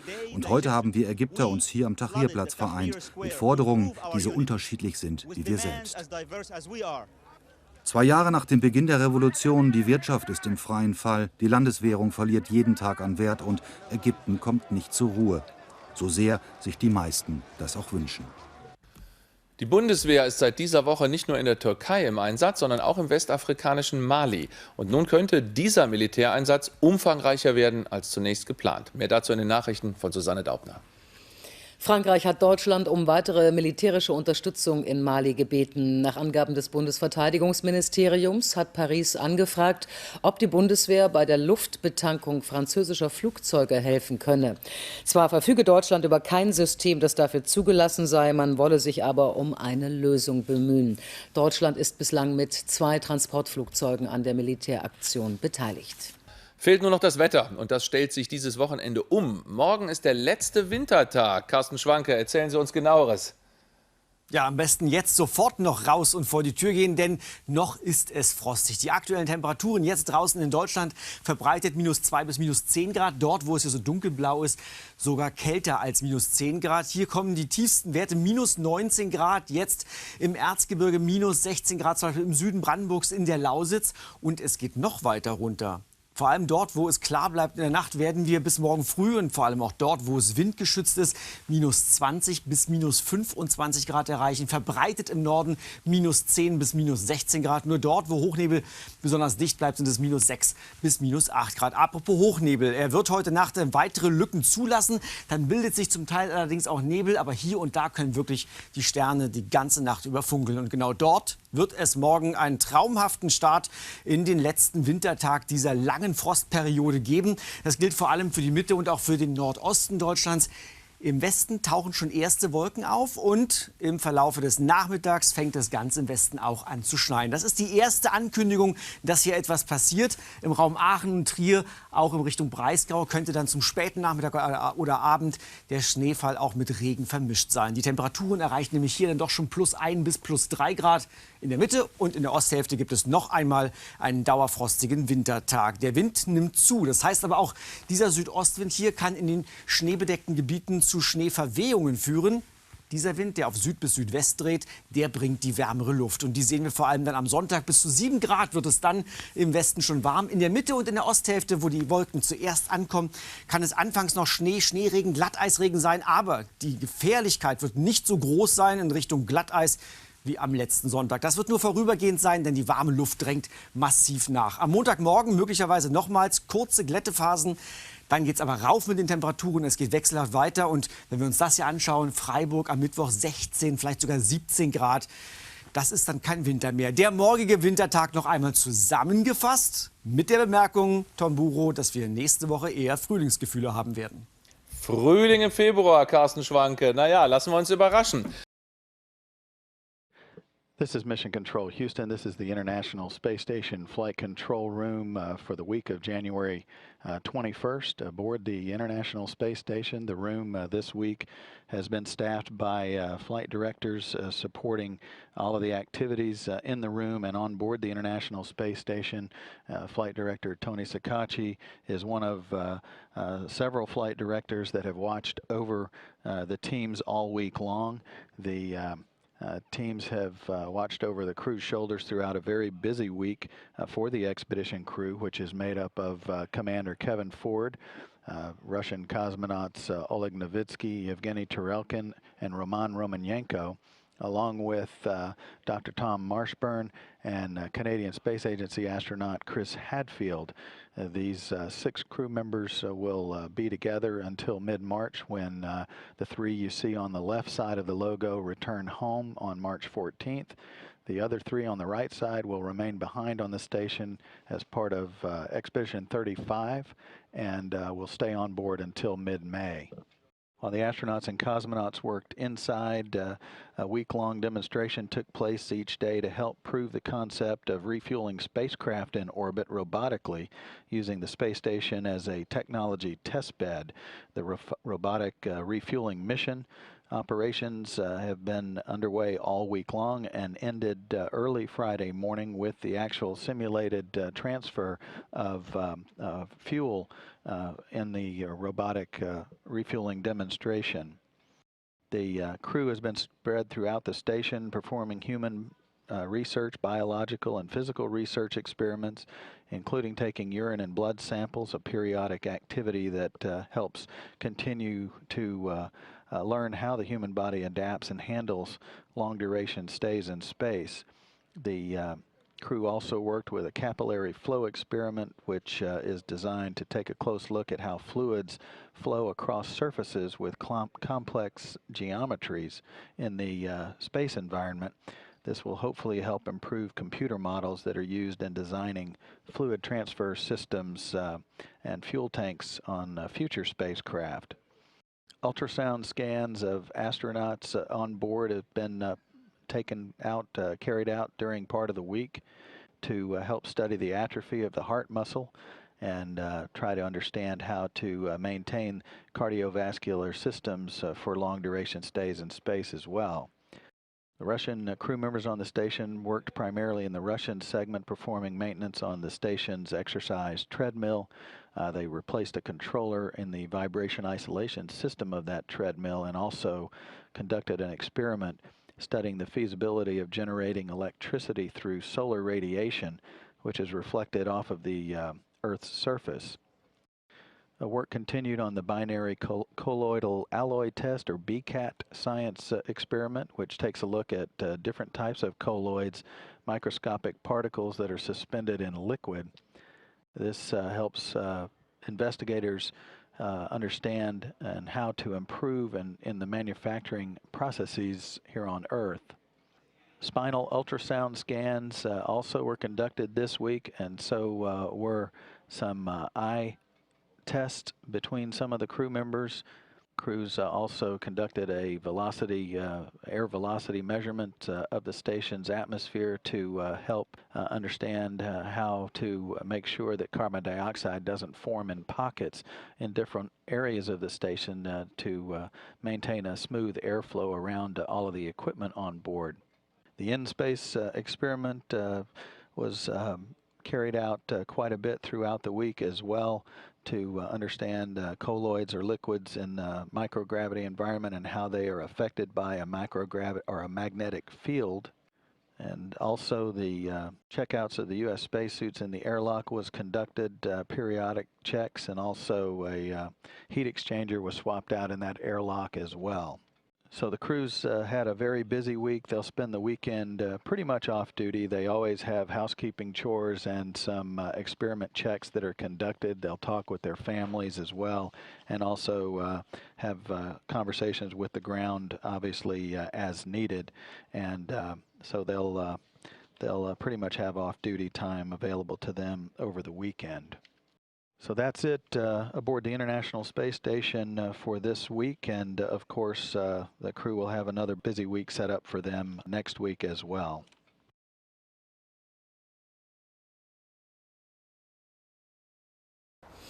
In Washington sind Hunderttausende Menschen auf die Straße gegangen, um gegen Abtreibung zu protestieren. Anlass ist der 40. Jahrestag der Legalisierung von Schwangerschaftsabbrüchen in den USA. Die Route der Abtreibungsgegner führte von der National Mall zum Gebäude des obersten Gerichtshofes. Aus dem ganzen Land sind sie in die Hauptstadt gekommen. Hunderttausende. Die selbsternannten Lebensschützer sind eine mächtige Kraft. Ihre Botschaft ist aggressiv. Mit drastischen Bildern und Plastikföten fordern sie ein vollständiges Abtreibungsverbot. Dass der oberste Gerichtshof vor 40 Jahren Schwangerschaftsabbrüche für legal erklärt hat, wollen sie nicht akzeptieren. Flammende Appelle der erzkonservativen Tea Party. Ich glaube, dass große Nationen von Menschen kommen, die einen klaren moralischen Kompass besitzen. Ich glaube, unser Land braucht einen spirituellen Neustart. Schon am Vorabend hatten sich Tausende in der Hauptstadt versammelt und für ein Umdenken in der Politik gebetet.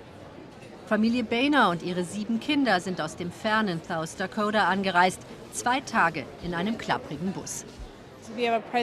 Unser Präsident ist für Abtreibungen, nicht fürs Leben. Deshalb sind wir hier, selbst wenn der Trip für uns hart war. Auch wenn 70% aller Amerikaner für das Recht auf Abtreibung sind, bleibt der politische Druck der Abtreibungsgegner nicht ungehört. Sie können das Gesetz nicht kippen, aber aushöhlen. Die Hälfte aller Bundesstaaten wird von Konservativen regiert und die erlassen immer neue Gesetze, um einen Schwangerschaftsabbruch zu erschweren. Kliniken werden unter Druck gesetzt, zusätzliche Untersuchungen vorgeschrieben oder neue Bauvorschriften erlassen für Abtreibungskliniken. Politischer Kampf als Salamitaktik. In der US-Hauptstadt Washington haben tausende Menschen für ein schärferes Waffenrecht demonstriert. In einem Protestmarsch zogen sie in das Regierungsviertel. Sie trugen Schilder mit Namen von Opfern des Amoklaufs von Newtown Mitte Dezember und mit Aufschriften wie »Verbietet Sturmgewehre«. An der Kundgebung nahmen auch US-Gesundheitsminister Duncan und Washingtons Bürgermeister Gray teil. Ägypten macht fast den Eindruck, als breche die Revolution von Neuem aus. Gestern, am 2. Jahrestag des Aufstands gegen Mubarak, Krawalle in Kairo mit etlichen Verletzten. Heute Gewalt in der Hafenstadt Port Said. Dabei gab es mindestens 30 Tote und Hunderte Verletzte. Der Anlass war ein Urteilsspruch, und zwar in einem Verfahren, das eine tödliche Schlacht nach einem Fußballspiel vor einem Jahr aufklären sollte. Das Spiel und die anschließenden Exzesse hatten einen politischen Hintergrund. Eigentlich musste man damit rechnen, dass jedes Urteil auf der einen Seite zu Zorn, auf der anderen zu Triumph führen würde. Matthias Ebert. Das ist die eine Seite des Tages, Jubel in Kairo. Fußballfans von Al-Ahli feiern das Urteil im Prozess zu den Fußballkrawallen vom vergangenen Februar. Al-Ahli, das waren die Opfer der Ausschreitungen von damals mit mehr als 70 Toten. Genugtuung für sie, heute nach dem Richterspruch. Ich freue mich so sehr. Es geht hier um unsere Märtyrer, die im Stadion von Port Said gestorben sind. So viele von uns haben einen Angehörigen verloren. Und das, die andere Seite des Tages, Chaos und Gewalt in der Hafenstadt Port Said. Es fallen Schüsse von Sicherheitskräften und offenbar auch von gewaltbereiten Demonstranten. Die Menschen sind wütend über die Todesurteile gegen lokale Fußballanhänger. Sie versuchen, die Verurteilten aus dem Gefängnis zu befreien und scheitern. Die Richter sind Hundesöhne. Warum ein Todesurteil? Warum? Rückblick vor knapp einem Jahr. In Port Said kommt es zu den schwersten Fußballkrawallen in Ägyptens Geschichte. Bewaffnete Anhänger von El-Masri aus Port Said gehen auf die Fans von Al-Ahli aus Kairo los. Mehr als 70 Menschen sterben, die Sicherheitskräfte schauen tatenlos zu. Heute das Urteil in Kairo, live übertragen in die ägyptischen Wohnzimmer. 21 Anhänger von Port Said werden zum Tode verurteilt. Jubel bei den Angehörigen der Opfer, auch wenn die Entscheidung noch nicht rechtskräftig ist. Jubel auch draußen an den Autoradios in Kairo. Für die Al-Ahli-Fans ist es die Rache am Erzfeind, an den Anhängern von El-Masri aus Port Said. Natürlich ist das Urteil befriedigend. Auf eine blutige Tat muss eine blutige Strafe folgen. Und noch eine weitere Seite hat der heutige Tag, die nichts mit Fußball zu tun hat. In der Stadt Suez rückt das Militär ein. Seit gestern, seit dem 2. Jahrestag der Revolution, sind in Suez und auch hier in Kairo gewaltbereite Demonstranten auf der Straße. Ihr Protest richtet sich auch heute gegen die regierenden Muslimbrüder. Und auch sie, die Fans von Al-Ahli, die heute das Urteil feiern, werden in den kommenden Tagen wohl wieder auf die Straße gehen, aus Protest gegen die islamistische Führung. Beim Militäreinsatz in Mali rücken die Truppen Frankreichs und der Regierung auf Timbuktu vor. Die Stadt ist berühmt für islamische Heiligtümer, von denen aber viele beim Vormarsch der Fundamentalisten zerstört wurden. Inzwischen sollen sich die Islamisten nach Norden zurückgezogen haben. Damit ist Kidal ihre letzte größere Hochburg. Gestern hatten die Regierungstruppen die strategisch wichtige Stadt Gao zurückerobert. Auf dem Weg nach Timbuktu. Die malischen und französischen Truppen rücken immer weiter Richtung Norden vor. Nach unbestätigten Berichten sollen die Truppen kurz vor der Stadtgrenze sein. Seit Tagen sind diese Soldaten unterwegs, mitten durch die Wüste.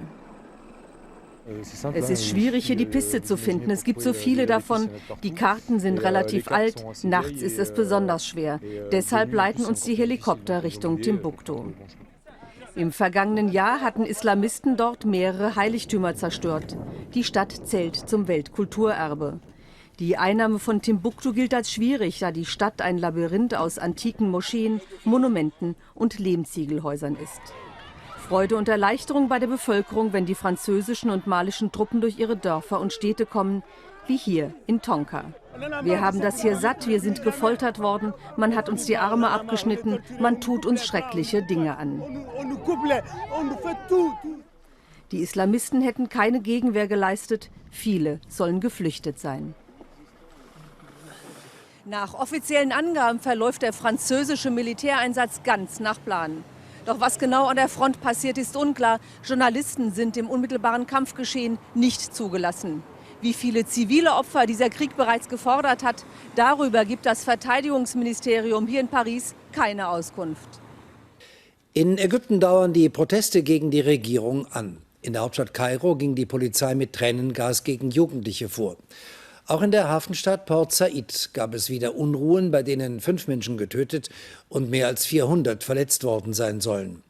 Auslöser für die Gewalt war eine Trauerfeier für die Opfer der Krawalle von gestern. Präsident Morsi will sich noch am Abend mit einer Rede ans Volk wenden.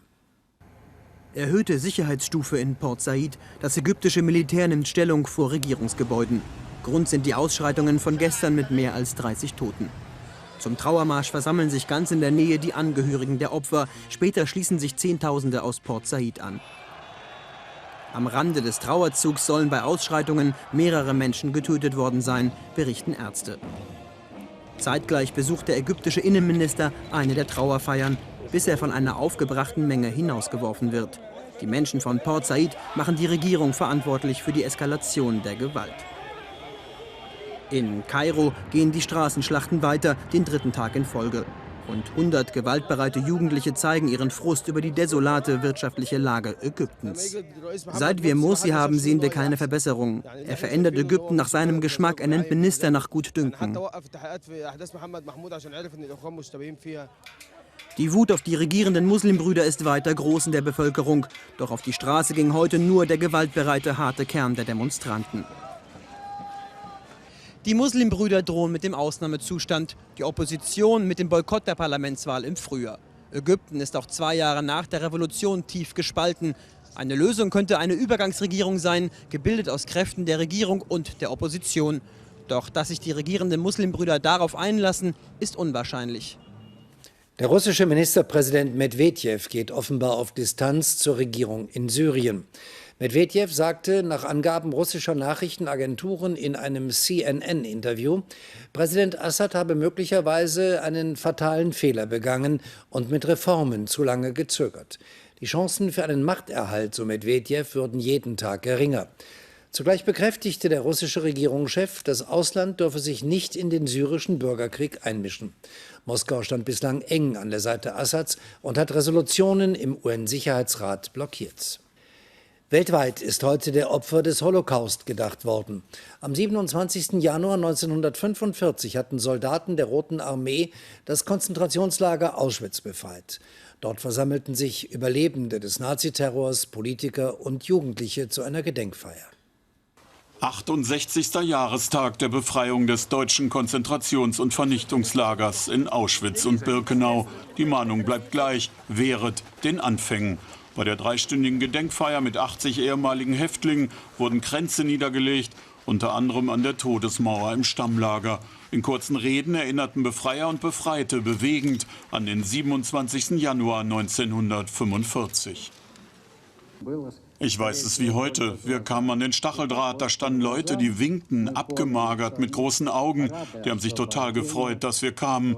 Zu diesem Zeitpunkt haben wir Soldaten nicht gewusst, wem wir da befreien, wofür das Camp eigentlich war. Erst sehr viel später habe ich das verstanden. Die Überlebenden, hochbetagt, haben Sorgen. Die Signale des Jahres 2013 erinnern sie an das, was sie in ihrer Kindheit spürten. Wir hören immer mehr Stimmen in der Gegenwart, die Nazis glorifizieren, sie zu Helden machen. Diese Versuche, Geschichte zu fälschen, sind nicht akzeptabel. Wir müssen sie bekämpfen. Diese Gleichgültigkeit führt zu Tragödien und zu neuen Verbrechen. In Krakau wurde vor 2 Stunden das Requiem für Auschwitz aufgeführt von den sogenannten Sinti- und Roma-Philharmonikern. Bemerkenswert schlichte Musik des holländischen Sinto-Komponisten Rathgeb.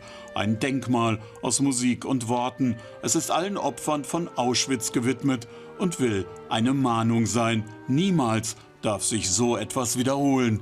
Niemals. Auch in Deutschland gedachten heute viele Menschen der Opfer des Nationalsozialismus. Politiker riefen auf den Veranstaltungen dazu auf, wachsam zu bleiben und gegen rechtes Gedankengut anzugehen.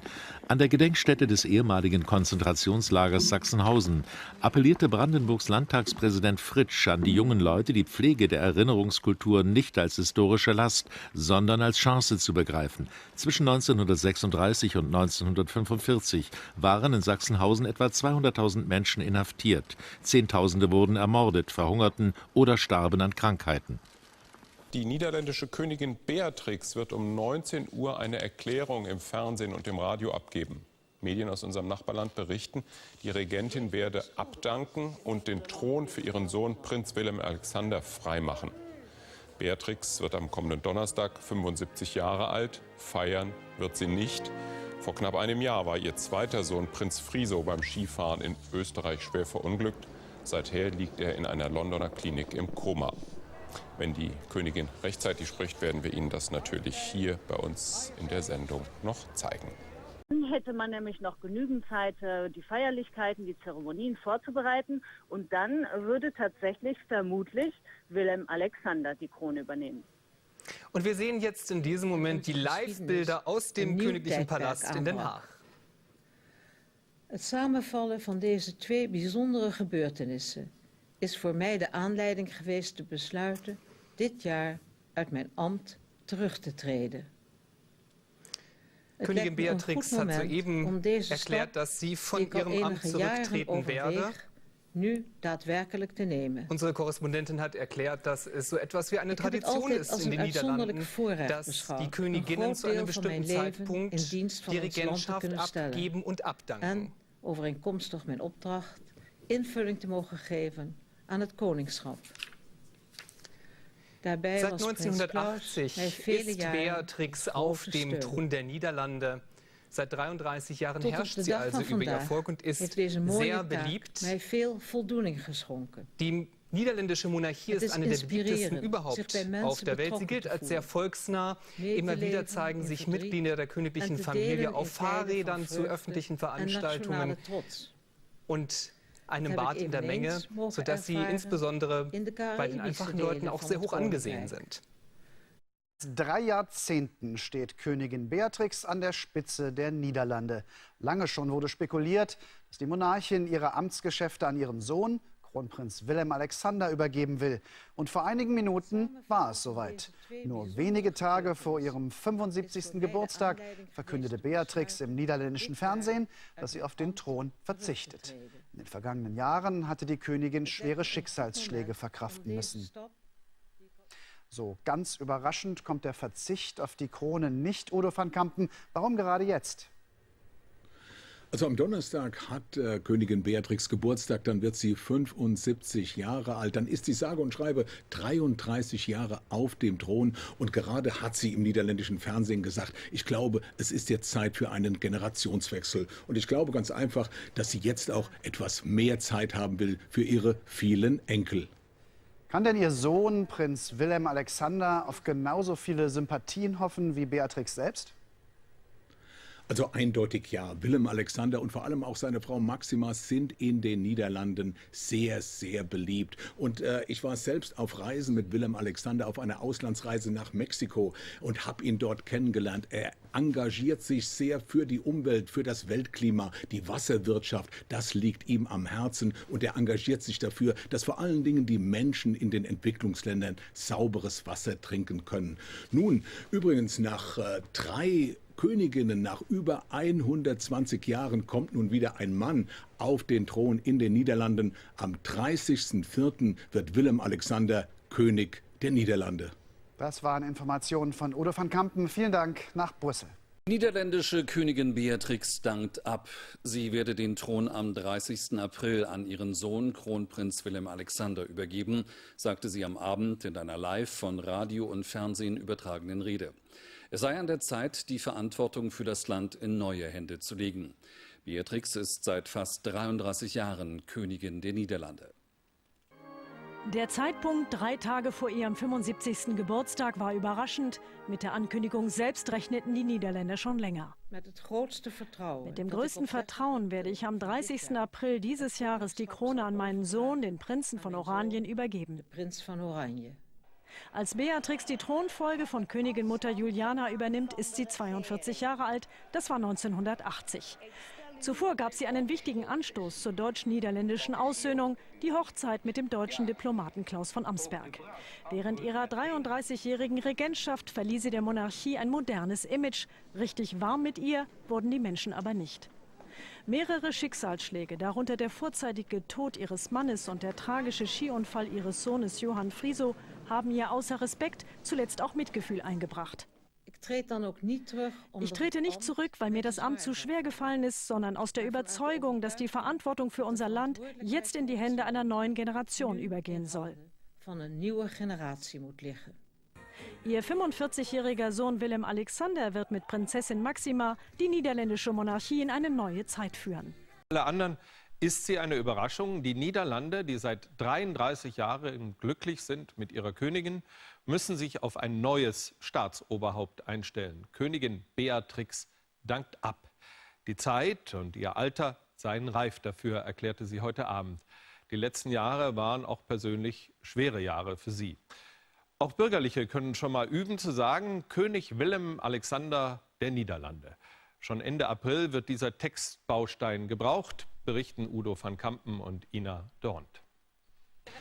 Knapp 33 Jahre hat sie die Geschicke des Landes gelenkt, es im Ausland vertreten, daheim den Niederländern in schweren Zeiten zur Seite gestanden oder in guten, mit ihnen gefeiert. Königin Beatrix hat heute kurz vor ihrem 75. Geburtstag ihren Rücktritt erklärt. Ich trete nicht zurück, weil das Amt mir zu schwer fällt, aber aus der Überzeugung, dass die Verantwortung für unser Land nun in den Händen einer neuen Generation liegen muss. Mit dem größten Vertrauen werde ich am 30. April die Regentschaft an meinen Sohn, den Prinzen von Oranje, übergeben. Het koningschap zal overdragen aan mijn zoon, de prins van Oranje. Nun wird der 45-jährige Willem Alexander also König, der erste Mann auf dem Thron nach 3 Königinnen. Am 30. April feierliche Amtseinführung, wie damals. 1980 bei seiner Mutter Beatrix. Schon kurz danach führt die Königin die Anrede Majestät wieder ein. Nur repräsentieren war ihre Sache nie. Sie war immer eine sehr politische Monarchin. Oft gab es Vorwürfe, sie überschreite ihre verfassungsrechtlichen Kompetenzen. Sie steht zu Willem Alexander, als er Maxima kennenlernt, deren Vater Minister in der argentinischen Militärjunta war. Hochzeit 2002. Kurz darauf stirbt ihr deutscher Ehemann Prinz Klaus. Beatrix verliert ihren wichtigsten Berater und Vertrauten. 2012 dann ein weiterer Schicksalsschlag. Sohn Friso liegt nach einem Skiunfall im Koma. Lange war über den Rücktritt spekuliert worden. Sie wollte den Zeitpunkt allein bestimmen.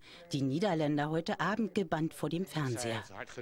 Sie hat hart genug gearbeitet in ihrem Leben. Ein guter Beschluss. Sie war die beste Botschafterin, die sich unser Land wünschen kann. Willem Alexander ist bestens vorbereitet, war schon in den vergangenen Jahren fest in die Regierungsgeschäfte eingebunden. Er hat sich längst international einen Namen gemacht, denn Umweltschutz und Klima stehen auf seiner politischen Agenda ganz oben. Natürlich kommt es sehr von meinem Vater und meiner Mutter, die beide sehr beschäftigt sind mit der Umwelt. Immer so. So sind wir auch aufgewachsen zu Hause.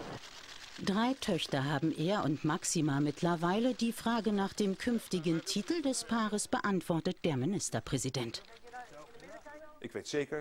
Ich bin mir sicher, dass der Prinz und die Prinzessin als König Willem Alexander und Königin Maxima überzeugend diese neue Aufgabe erfüllen werden. Mit dem Thronwechsel geht eine Ära zu Ende und mit Willem Alexander steht ein würdiger Nachfolger bereit. Met het grootste vertrouwen dat ik op 30 april van dit jaar het koningschap zal overdragen aan mijn zoon, de prins van Oranje. Nicht Pflichterfüllung bis zum letzten Atemzug, sondern gehen, wenn das Feld bestellt ist. Königin Beatrix der Niederlande verkündete am Abend, sie werde voller Vertrauen am 30. April zugunsten ihres ältesten Sohnes Kronprinz Willem Alexander abdanken. Und damit guten Abend, willkommen zu den Tagesthemen. Zunächst aber zu einem Land, das sich und demokratisch wählen durfte. Aber das scheint Ägypten nicht sonderlich beruhigt zu haben. Im Gegenteil. Auch am 5. Tag in Folge kam es zu Demonstrationen gegen die Regierung. Präsident Mursi hatte gestern den Ausnahmezustand in den 3 Städten Port Said, Ismailia und Suez verhängt, in denen es am Wochenende besonders heftige Krawalle gegeben hatte. Dort blieb es heute bei Protesten zwar relativ friedlich, dafür lieferten sich Demonstranten und Polizei in der Hauptstadt Kairo wieder Straßenschlachten. Von dort Matthias Ebert. Das Wrack eines Polizeiautos auf dem Tahrirplatz. Proteste, sie erinnern an den Sturz Mubaraks vor 2 Jahren. Der Präsident heißt mittlerweile Mohamed Mursi und die Demonstranten suchen den Machtkampf mit ihm und den Muslimbrüdern. Radwa El-Sayed ist Teil der Protestbewegung und beobachtet die Auseinandersetzungen mit der Regierung. In einem engen Büro hat sie mit anderen eine Anlaufstelle für Menschenrechte eingerichtet. Wir haben inhaftierte Demonstranten besucht und bei ihnen Spuren von Folter und Schlägen entdeckt. Einige haben schwere Verletzungen und müssen untersucht werden. Seit ein paar Tagen geht Radwa täglich in Kairos Zentrum zu den Demonstrationen. Dort belagern auch heute wieder hunderte Jugendliche das Regierungsviertel. Ein harter Kern, der gewaltsam gegen die Politik der regierenden Muslimbrüder protestiert. Mursi scheint nicht unter uns zu leben. Unser Land wird besetzt von den Muslimbrüdern. Diese Leute sind für uns Fremde. Zeitgleich in der Hafenstadt Port Said, tausende Menschen gehen auf die Straße.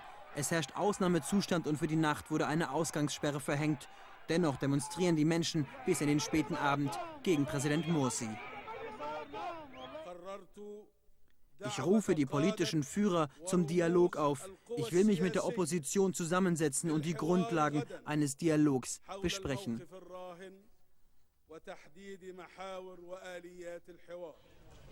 Mursis Dialogangebot, die politische Opposition lehnt es einstimmig ab. Wir haben klare Vorbedingungen für Gespräche. Mursi muss die Macht an eine Übergangsregierung abgeben. Außerdem brauchen wir ein Komitee, das eine neue Verfassung ausarbeitet. Davon hängt alles ab. Die Spaltung des Landes sei tief, sagt auch Radwa El-Sayed. Eine schnelle Einigung könne es deshalb nicht geben. Es wird weitergehen, bis der Präsident seine Entscheidungen zurücknimmt. Der Ausnahmezustand ist nicht hinnehmbar. Der Druck auf die Muslimbrüder wächst, auf dem Tahrirplatz und überall im Land. Denn mit der Wirtschaft geht es bergab und das ägyptische Pfund verliert an Wert. Für Freitag hat die Opposition wieder zu Massenprotesten aufgerufen, in ganz Ägypten. Und in Ägypten, in Kairo, begrüße ich den Politikwissenschaftler Hamed Abdel Samad. Guten Abend. Guten Abend, hallo. Sie haben heute die Gewalt in der ägyptischen Hauptstadt mit eigenen Augen gesehen. Wie erleben Sie Kairo in diesen Tagen? Ich bin heute in einer friedlichen Demonstration von Alt-Kairo zum Tahrirplatz mitgelaufen. Alles lief friedlich, bis wir auf dem Tahrirplatz waren. In der Umgebung des Tahrirplatzes gibt es das Innenministerium und da gab es Auseinandersetzungen zwischen der Polizei und einigen Demonstranten. Aber weitgehend war alles friedlich. Wir haben aber auch ziemlich heftige Bilder gesehen im Beitrag eben und das erklären Sie uns mal bitte. Wir haben uns das im ägyptischen Frühling ziemlich einfach gemacht. Da gab es, ich sag mal, den bösen Diktator Mubarak und das gute Volk, das ihn stürzte. Und jetzt haben wir eine Regierung, die rechtmäßig ins Amt gewählt wurde. Doch es geht weiter so wie vorher. Die Oppositionellen in Ägypten, sind das schlechte Verlierer? Nein, das ist nicht der Fall. Der Präsident ist vielleicht legal an der Macht gekommen, aber seine Macht ist noch lange nicht legitim, weil er die Gewaltenteilung nicht durchsetzt, weil er die Rechtsstaatlichkeit nicht durchsetzt, sondern versucht, die Macht der Muslimbrüder zu festigen, hat eine Verfassung in einer Nacht- und Nebelaktion verabschiedet, ohne dass eine gesellschaftliche Debatte darüber stattfindet. Und er schaut genauso wie Mubarak auf die Opposition herab und redet mit ihnen nicht. Und wenn schon, dann hört er einige Vorschläge und macht am Ende, was er will. So gibt es keine Stabilität natürlich im Land und so kann kein Präsident legitim sein. Aber er streckt die Hand doch aus, oder ist das nur ein Feigenblatt? Ja, das hat er mehrmals gemacht und dann kommen die Oppositionelle, er redet mit ihnen und am Ende setzt er das nicht um in seinen Entscheidungen, sondern arbeitet im Sinne der Muslimbruder, die genau wie die Partei von Mubarak versuchen, alle Institutionen des Landes zu unterwandern und die unabhängigen Richter zu beseitigen. Er hat zugelassen, dass seine islamistischen Milizen das obere Verfassungsgericht belagern, damit kein Urteil gegen seine islamistische Verfassung gefallen werden kann. Er hat zugelassen, dass islamistische Milizen die Demonstranten, die friedlichen Demonstranten angreifen. Und so hat er das Gesetz des Dschungels eingeführt in Ägypten, dass die Menschen jetzt nicht mehr an die Institutionen des Landes glauben, sondern an Selbstjustiz. Das ist sehr gefährlich. Aber letztlich hat die Mehrheit der Ägypter ihn und seine Partei gewählt. Verdient nicht jedes Land die Regierung, die sie gewählt hat? Demokratie wird nicht daran gemessen, wer die Mehrheit hat. Es gab viele Diktaturen in der Geschichte, die durch demokratische Wahlen an die Macht gekommen sind. Demokratie wird daran gemessen, wie eine Mehrheit mit der Minderheit umgeht, wie man mit Andersdenkenden umgeht, wie man die Rechtsstaatlichkeit und die staatlichen Institutionen unterstützt und nicht vereinnahmt. Und genau das tut Herr Morsi und deshalb ist er in meinen Augen nicht ein legitimer Herrscher. Ja, und wie kann dieser Konflikt jetzt gelöst werden?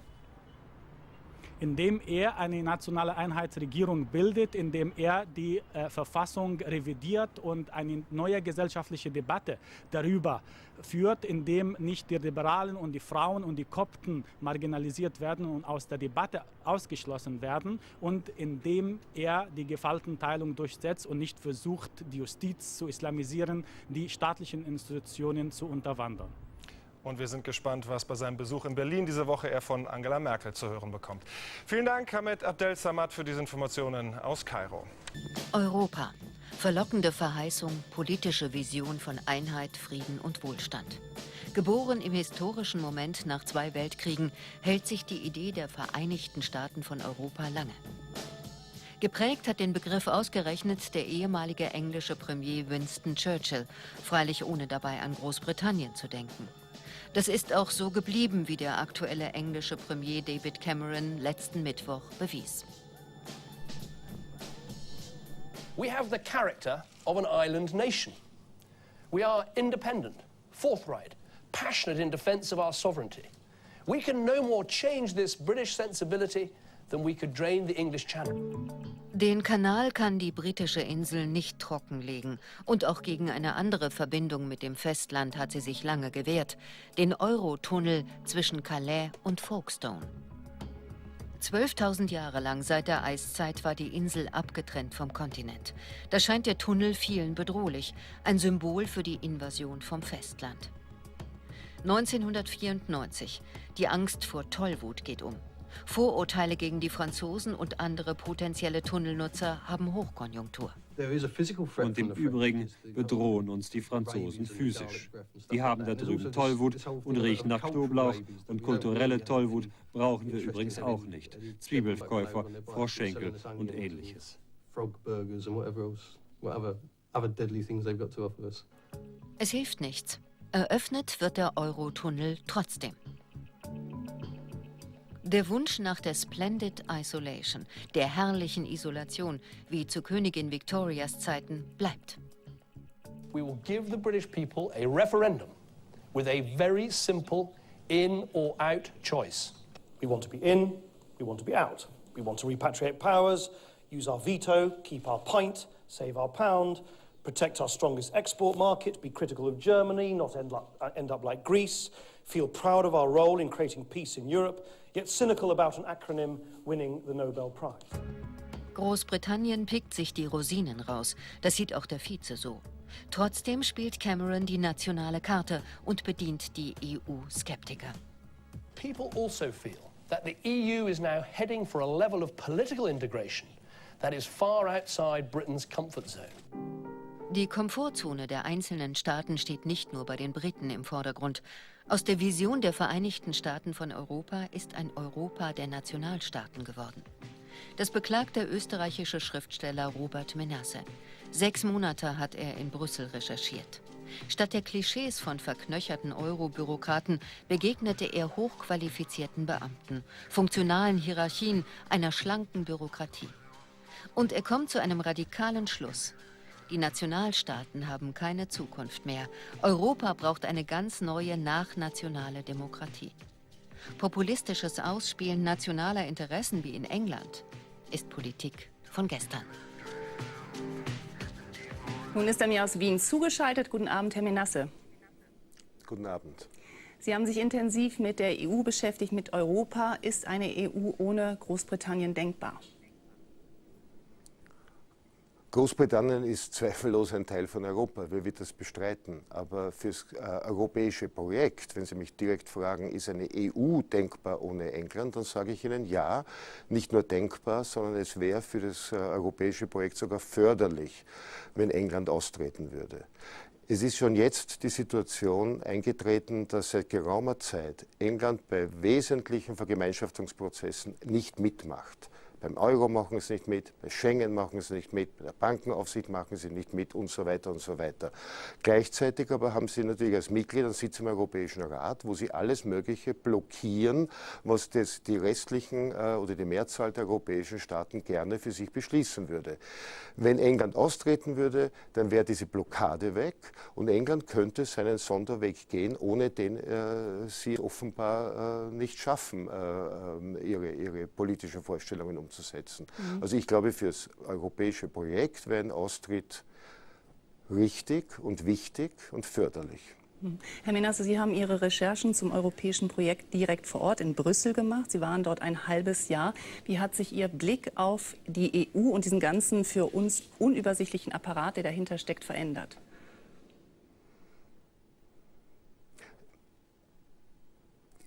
Für mich war eigentlich verblüffend, wie viel ich nicht gewusst habe vorher, obwohl ich mich eigentlich interessiert hatte immer und obwohl ich mich damit beschäftigt habe. Aber das Problem ist, dass was die Europäische Union betrifft, was die Europapolitik betrifft, alle Informationen letztlich durch nationale Medien gefiltert sind. Wir erfahren ja nicht, was ist jetzt eine europapolitische Entscheidung, sondern wir erfahren, was bedeutet das für Deutschland oder was kostet das den Österreichern und so weiter. Es hat immer diesen nationalen Tunnelblick. Tatsächlich ist aber die Europäische Union ein nachnationales Projekt, ein Projekt zur Überwindung des Nationalismus und der Nationalstaaten. Aber in der Art und Weise, wie wir es diskutieren, holen wir immer den Gegensatz und den Widerspruch herein. Wir schauen alles durch die nationale Brille an. Im Grunde habe ich alles begonnen zu begreifen, als ich die nationale Brille abgesetzt habe und einfach mir nur angeschaut, wie funktioniert, was ist die Absicht, was war die Grundidee? Die Grundidee ist betörend und was geschieht da wirklich? Und wenn man das mit europäischer Brille betrachtet, statt mit nationaler Brille, ist es nicht mehr so komplex und unverständlich. Bei einer zu dicken europäischen Brille haben aber viele Angst vor einem Demokratieverlust, so nenne ich es mal. Wie müsste sich denn unser Demokratieverständnis verändern, bezogen auf das Europa, was Sie sich vorstellen? Gut, diese Angst ist für mich absolut nachvollziehbar. Die Demokratie versickert ja wirklich. Ja? Also wir bauen ja tatsächlich Demokratie ab. Ja, das darf man ja nicht abstreiten. Man muss aber nur eines begreifen. Was wir unter Demokratie verstehen und was wir glauben, dass Demokratie ist, oder was wir eingeübt haben, mühsam nach 1945, ist nationale Demokratie. Unser Demokratiemodell ist das politische Organisationsmodell zur politischen Partizipation der Bürger in Nationalstaaten. Aber es sollen die Nationalstaaten überwunden werden. Die Nationalstaaten geben Souveränitätsrechte ab an eine supranationale Institution. Es ist klar, dass dort die Demokratie versickert. Man kann sie nicht retten, sondern man muss ein neues Demokratiemodell entwickeln, ein nachnationales Demokratiemodell. Und das ist ein langsamer Prozess. Aber wenn man das begreift, dann kann man sich demokratiepolitisch engagieren und keine Angst mehr haben davor, dass man plötzlich alle demokratischen Rechte verliert. Im Gegenteil, das europäische Projekt ist ein Projekt für die Herstellung von demokratischen Verhältnissen auf der Basis von Menschenrechten, sozialen Ausgleich, gerechter Verteilung des gesellschaftlichen Reichtums auf dem ganzen Kontinent. Das kann ja nicht das alleinige Interesse einer Nation sein. Was machen Sie speziell für Beobachtungen in Österreich? Wie bereit sind die Österreicher, mal pauschal gesprochen, ihre nationale Souveränität abzugeben? Und inwieweit können Sie sich eben mehr als, sage ich mal, Tiroler, Niederösterreicher, Kärntner verstehen, denn als Österreicher, als österreichische Nation? Also wenn man das von der Identitätsfrage her aufrollt, ist es sehr unwidersprochen so, dass die Menschen sich viel mehr über regionale Identität definieren als über nationale. Was soll denn die nationale Identität eines Österreichers sein? Was hat der Tiroler mit einem Burgenländer gemeinsam? Also weder kulturell noch sprachlich noch historisch. Also das hat ja überhaupt keinen Daseinsgrund und keinen Vernunftgrund. Also die Identität der Menschen stellt sich ja regional her. Aber wir sprechen ja nicht nur über Identitäten. Ja? Wir müssen ja auch politisch uns vorstellen, wie kann ein Europa ohne Nationalstaaten existieren? Und da braucht man ja Verwaltungseinheiten. Aber naheliegenderweise wären diese Regionen auch dann Verwaltungseinheiten. Ja?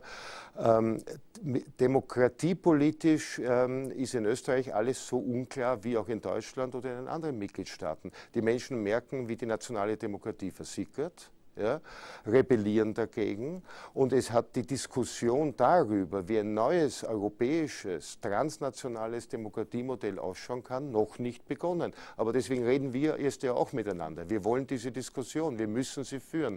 Aber es muss eine neue Demokratie anstelle der nationalen treten. Deshalb haben Sie auch Ihr Buch geschrieben, Herr Menners. Ich danke Ihnen sehr für dieses Gespräch. Ja. Danke nach Wien. Auf diesen Moment hat das internationale Forscherteam lange hingefiebert. Dann endlich taucht er auf, 600 Meter unter dem Meeresspiegel, der Riesenkalmar. Eine absolute Sensation, erklärt uns Projektleiter Tsunemi Kubodera. Uns ist es weltweit erstmals gelungen, den Riesenkalmar in seiner natürlichen Umgebung zu filmen. Nun können wir sein Verhalten viel besser studieren. Mit einem modernen Forschungs-U-Boot sind Tsunemi Kubodera und seine Kollegen 100-mal in die sogenannte Twilight Zone zwischen 200 und 1000 Metern Tiefe abgetaucht. Nach 400 Tauchstunden schließlich biss der Riesenkalmar an. Es war unglaublich. Er hat den Köder angesaugt und sank dann mit ihm in die Tiefe. Bis auf 1000 Meter sind wir ihm gefolgt. Ihm fehlen die langen Fangarme, aber selbst ohne die bringt er es auf eine Länge von 3 Metern. Der längste Kalmar, der vermessen wurde, soll 18 Meter lang gewesen sein. Zahlreiche Mythen ranken sich um die mysteriösen Meeresbewohner. Sogar mit Pottwalen sollen sie kämpfen. Allerdings wohl meist erfolglos, denn Kalmare gehören zu den Leibspeisen von Pottwalen. Liebe Zuschauer, jetzt sind die Schneefresser unterwegs. Das ist starker Regen, Sturm mit milder Luft. Und das Sturmtief, das liegt ja schon über Großbritannien. Sein Regengebiet überquert heute Nacht die Nordsee und auch Norddeutschland. Das anfangs im Osten Schnee dabei und auch in den Mittelgebirgen, aber schnell folgt milde Luft nach mit einem neuen Regengebiet. Morgen vor allen Dingen in Süddeutschland. Also am Mittelmeer haben wir mal ein bisschen Regenpause. Heute Nacht noch mal in Italien. Der Regen zieht aber nach Süden ab. Hochdruckgebiet Spanien, Portugal, da scheint die Sonne und auch so ein bisschen weniger Regen in Griechenland, auch Sonne teilweise ein bisschen an den Küsten der Türkei. Und wir bekommen halt diese milde Luft. Regengebiete, Großbritannien immer wieder Stürme und Regen in den nächsten Tagen. Morgen fast Frühlingsluft dort, also 10 bis 15 Grad. Und der Frost ist weit nach Osten geschoben worden. Östlich von Polen haben wir dann noch etwa 0 bis minus 5 Grad. Und die 20 Grad hier im Süden von Portugal und Spanien. Das war's. Ich wünsche Ihnen einen schönen Abend und machen Sie es gut. Wieso fängt der Frühling schon Ende Januar an? Nun mal langsam. Wer spricht hier von Frühling? Ich spreche nur von steigenden Temperaturen, aber nicht von Frühling, denn sonst denken die Leute gleich, es kommen 15, 20 Grad und Sonnenschein und Baden gehen, aber davon sind wir noch weit entfernt. Also, eins nach dem anderen. Die höheren Temperaturen kommen Stück für Stück. Aktuell, jetzt von 19 Uhr, draußen haben wir eher gedämpfte Werte, 2 bis 4 Grad, hier am Rhein gerade mal 4 bis 5 Grad, aber zum Beispiel im Rothaargebirge 0 bis minus 1, auf dem kahlen Asten aktuell sogar minus 2 Grad. Und das heißt, wenn jetzt die nächsten Wolken kommen und sie kommen rasant vom Atlantik, fällt da oben, oberhalb von rund 500 bis 600 Metern zunächst noch ein bisschen Schnee. Hier sehen wir diese dicken Wolken, die kommen hier vom Atlantik rüber. Sie kommen schnell und wie gesagt, sie bringen jetzt in den nächsten Stunden den ersten Regen, aber oben auf den Bergen noch mit Schnee vermischt. Wir sehen die Nachtkarte dazu. Da sind die vielen Wolken, grausliches Wetter, nichts wie Frühling, sondern einfach nur viele Wolken mit Regen. Dieser Schnee auf dem kahlen Asten wird allerdings auch im Verlaufe der Nacht dann Geschichte sein, denn bis zum Morgen steigen die Temperaturen weiter an. Hier oben auf 2 Grad, sonst sind es schon 6 bis 10 Grad im Westen Nordrhein-Westfalens. Das die Frühwerte. Morgen Vormittag geht es grau und vor allem nass weiter. Viel Regen, besonders in der Mitte und im Süden nach Norden hin ist es vorübergehend mal trocken. Aber dieser Regen breitet sich im Laufe des Nachmittags nach Norden hin aus und wird hier auch spätestens am Abend ankommen. Und die Temperaturen, was machen die? Trotz des Regens, sie steigen weiter an. Erreichen am Nachmittag 6 bis 13 Grad, das ist schon richtig warm. Zu verdanken haben wir diesen Temperaturanstieg dem auffrischenden Südwestwind. Stärke 4 bis 6, auf den Berggipfeln gibt es sogar Sturmböen. Dann geht es weiter am Mittwoch. Mittwoch wird der wärmste Tag der Woche, aber ich bezeichne das Wetter, vielleicht mit Ausnahme von 3 Sonnenstrahlen am Niederrhein, nicht als Frühlingswetter. Die Temperaturen jedoch würden passen, 13 bis 14 Grad, immer wieder zwischendurch aber auch Regen. Danach, ab Donnerstag, wird es eine Spur besser. Mehr Sonnenschein, weniger Regen und die Temperaturen gehen langsam zurück. Und wenn wir Winterfreunde Glück haben, dann sieht das nächste Wochenende zumindest im Sauerland und im Bergischen Land und in der Eifel schon wieder winterlicher aus. Denn die Temperaturen rutschen genauso schnell, wie sie angestiegen sind, zum Ende der Woche auch schon wieder nach unten. Der morgige Tag, zurück zu dir, Bug.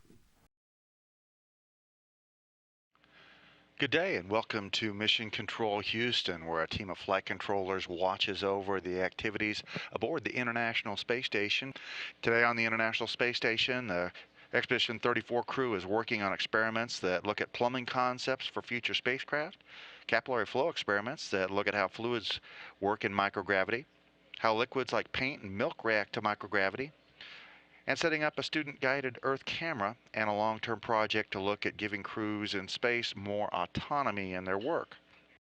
For Capillary Flow Experiment 3, the work is starting some new experiments on flows in weird containers that passively separate fluids. The researchers at the Portland State University in Oregon intend to use the results to guide development of a new system for spacecraft that'll make plumbing more like Earth plumbing, where the effects of surface tension replace the role of gravity. The colloid experiment that works with solids suspended in fluids is called the Investigating the Structure of Paramagnetic Aggregates from Colloidal Emulsions 2, or InSpace 2. Researchers at the University of Delaware will obtain data on fluids that change properties in response to magnetic fields and see if they can use that to improve or develop new braking systems and robotics. Crew also is setting up EarthCam, which is an experiment that is organized by the University of California in San Diego and enables thousands of students, middle school mostly, to photograph and examine the Earth from a space crew's perspective. They use the internet and control a special digital camera that's mounted inside the space station's observation section, and this enables them to photograph the Earth's coastlines, mountain ranges, and other geographic items of interest from this unique vantage point. The International Space Station as testbed for analog research experiment is working on a spacesuit cooling loop maintenance activity today. They're working with the Extravehicular Mobility Unit, the U.S. spacesuit that they use for spacewalks, and subdividing the spacesuit maintenance jobs beyond normal blocks of time that they would use if coordinating with mission control. The idea is to develop procedures for the future that allow the crew to complete the work with minimal or no interaction with mission control, which will be important when time delays grow longer as Voyagers get farther away from Earth. Crew also will be replacing some bolts in the protein crystallization research facility and doing several days of capillary flow experiment work.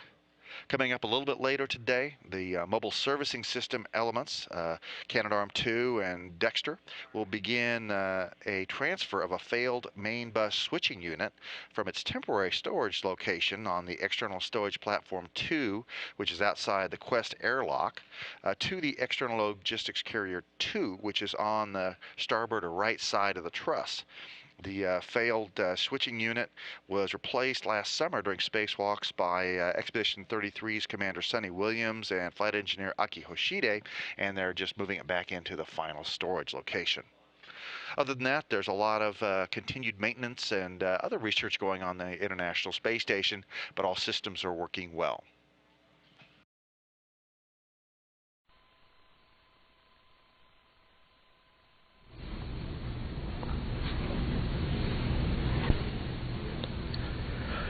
Good afternoon, everyone.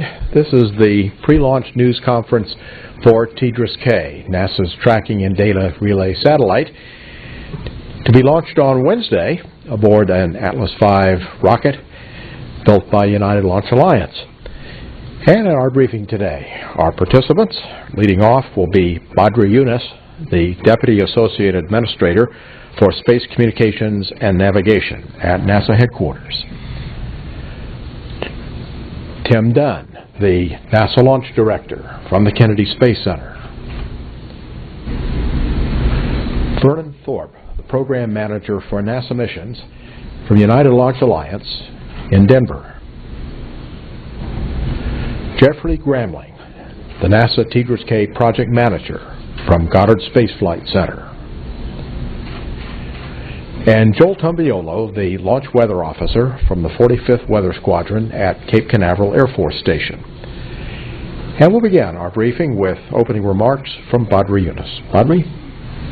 Thank you, George. I would like to mention that there are two critical functions and essential functions without which space exploration and all kind of science that we do in space wouldn't have been possible. These are the launch services and the space communication and navigations.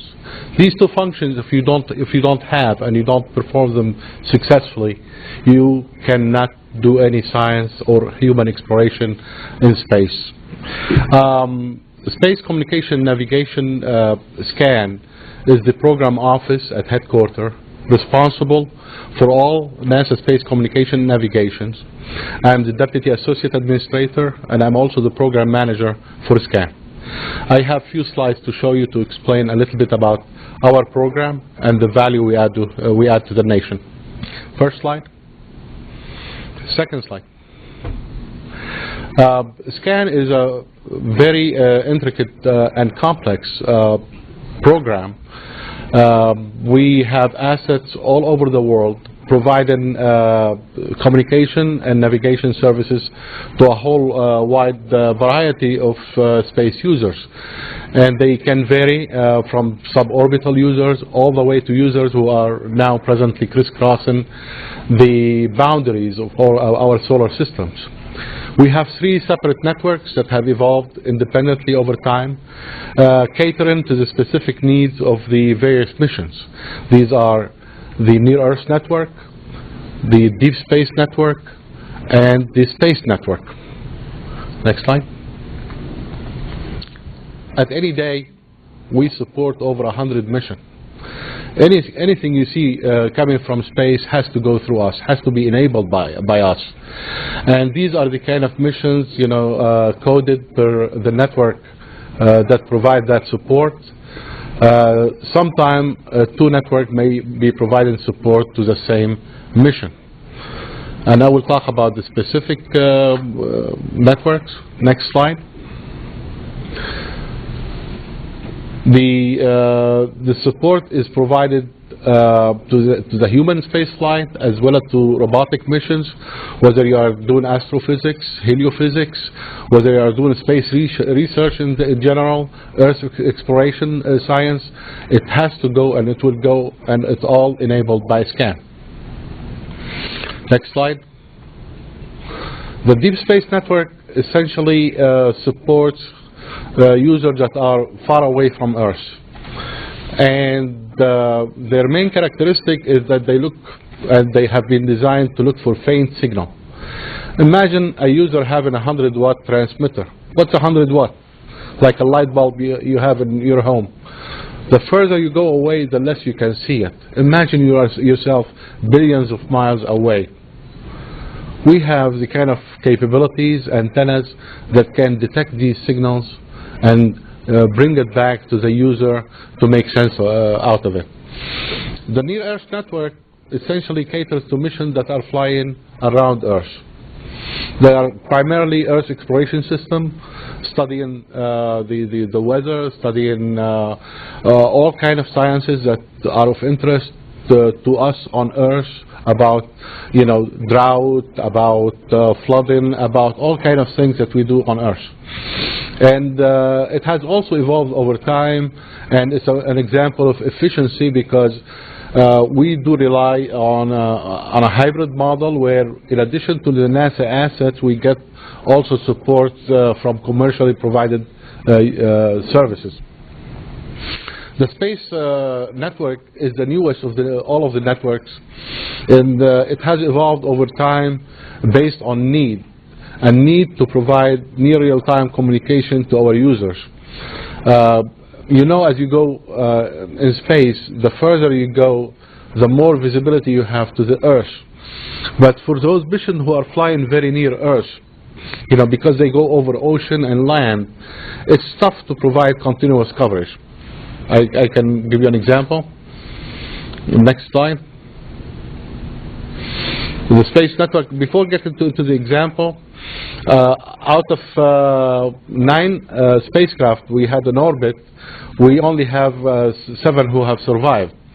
The 2 spacecraft that have been retired recently, although they have outlived their expected life expectancy, they failed, and so we had to put them in a retirement home in an orbit far away from our operating orbit, and we continue to rely on the remaining spacecraft, but many of them are getting old and they need to refurnish, you know. So that's why we will be flying the TDRS-K and the following TDRSs. Next chart. Operationally, we need 7 spacecraft, 6 operational and 1 hot spare, just in case one fails. We move it there and we'll continue to support our users. But the concept started in the 70s for the space network, where in order to provide, sorry about that, in order to continue to provide continuous coverage, we had to move away from the old model where we had so many stations distributed worldwide, along with ships and airplanes. The cost was very high to the agency. Additionally, it only provided 15% coverage. We could do more, so we came up with the concept, and it took us a while to implement it in the 80s, where the kind of coverage has increased to the 85%. By putting data relay satellite in a geosynchronous orbit, looking down on Earth, we were able to see, you know, much of the activities down under the geosynchronous orbit, and in the process reducing the cost and moving away from the dangerous situation where we had to operate previously in dangerous part of the world. The geopolitical situation, you know, was such that, you know, that the cost was high and there were danger associated with accomplishing that mission and providing that support. Next. So we kept on evolving the network, and we added another capability to close a zone of exclusion. Although with 2 spacecraft you can see most of Earth, there was a small sliver that you could not see, and that was about 15% of coverage for altitude below 1,200 kilometers. By putting another station at Guam, we were able to close that zone of exclusion. The success we had with TDRS, you know, made everyone come to us for support. You know, all of the NASA mission wanted to be supported by TDRS. At the beginning, we wanted it to cater to those who required near real-time support, such as the human spaceflight. But when all of the other users saw the value, our requirements started to increase, and we had to add more spacecrafts. Next slide. That's what the example I was referring to. As you can tell, without a TDRS, the green area, the green spots that you see are the only coverage areas. The rest of the time, you know, the spacecraft was in the dark, you know, we couldn't communicate with it. Now with the addition of TDRS, next slide, we provided that 100% coverage. Next slide. Again, our need is based on the requirements that we have that are required in the 7 spacecraft, and we keep on furnishing new spacecraft to replace failed one. and we expect that the requirement to go down between starting in 2016, but and we see more spacecraft failing, but we most probably will be moving from a 7 spacecraft operation to a 5 spacecraft operation based on the requirements that we'll be having in the future. And we don't see any need to any spacecraft beyond K and L and M that we are launching over the next few years until 2022. We are doing reliability modeling now to see how soon do we need to build the next generation of data relay satellites. Next slide. Again, all of the beautiful images, whether you are looking deep into space, trying to discover the origin of the universe, looking at the galaxies, or looking at Earth, trying to see the trend in the weather and the changes that are taking place, looking at also providing support to the space station. All of the voice and the data and the video that you are getting that go through SCAN, without which if SCAN didn't exist, you wouldn't see any of the things that you are seeing. Science couldn't be performed as we know it today. Probably NASA, you would have seen a different NASA if NASA could exist without.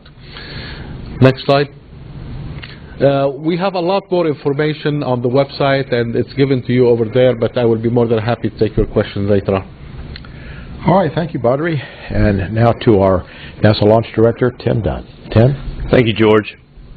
I'm proud to be here today representing the men and women of NASA's Launch Services Program, and I'm thrilled to be the Launch Director for the TDRS-K mission. As Badri mentioned, the voice and data communications of TDRS constellation bring back to Earth every day from the International Space Station, the Hubble Space Telescope, and many of our NASA science spacecraft. It touches each of our lives. Working alongside our United Launch Alliance colleagues, the engineers and analysts of NASA LSP take great pride in readying TDRS-K to join this constellation. NASA has a terrific record flying on Atlas V. We've successfully launched 7 missions on this rocket, missions to Pluto, Jupiter, the Moon, the Sun, the radiation belts, and 2 spacecraft to Mars. TDRS-K will be the 8th NASA mission on an Atlas V and the 35th Atlas V overall.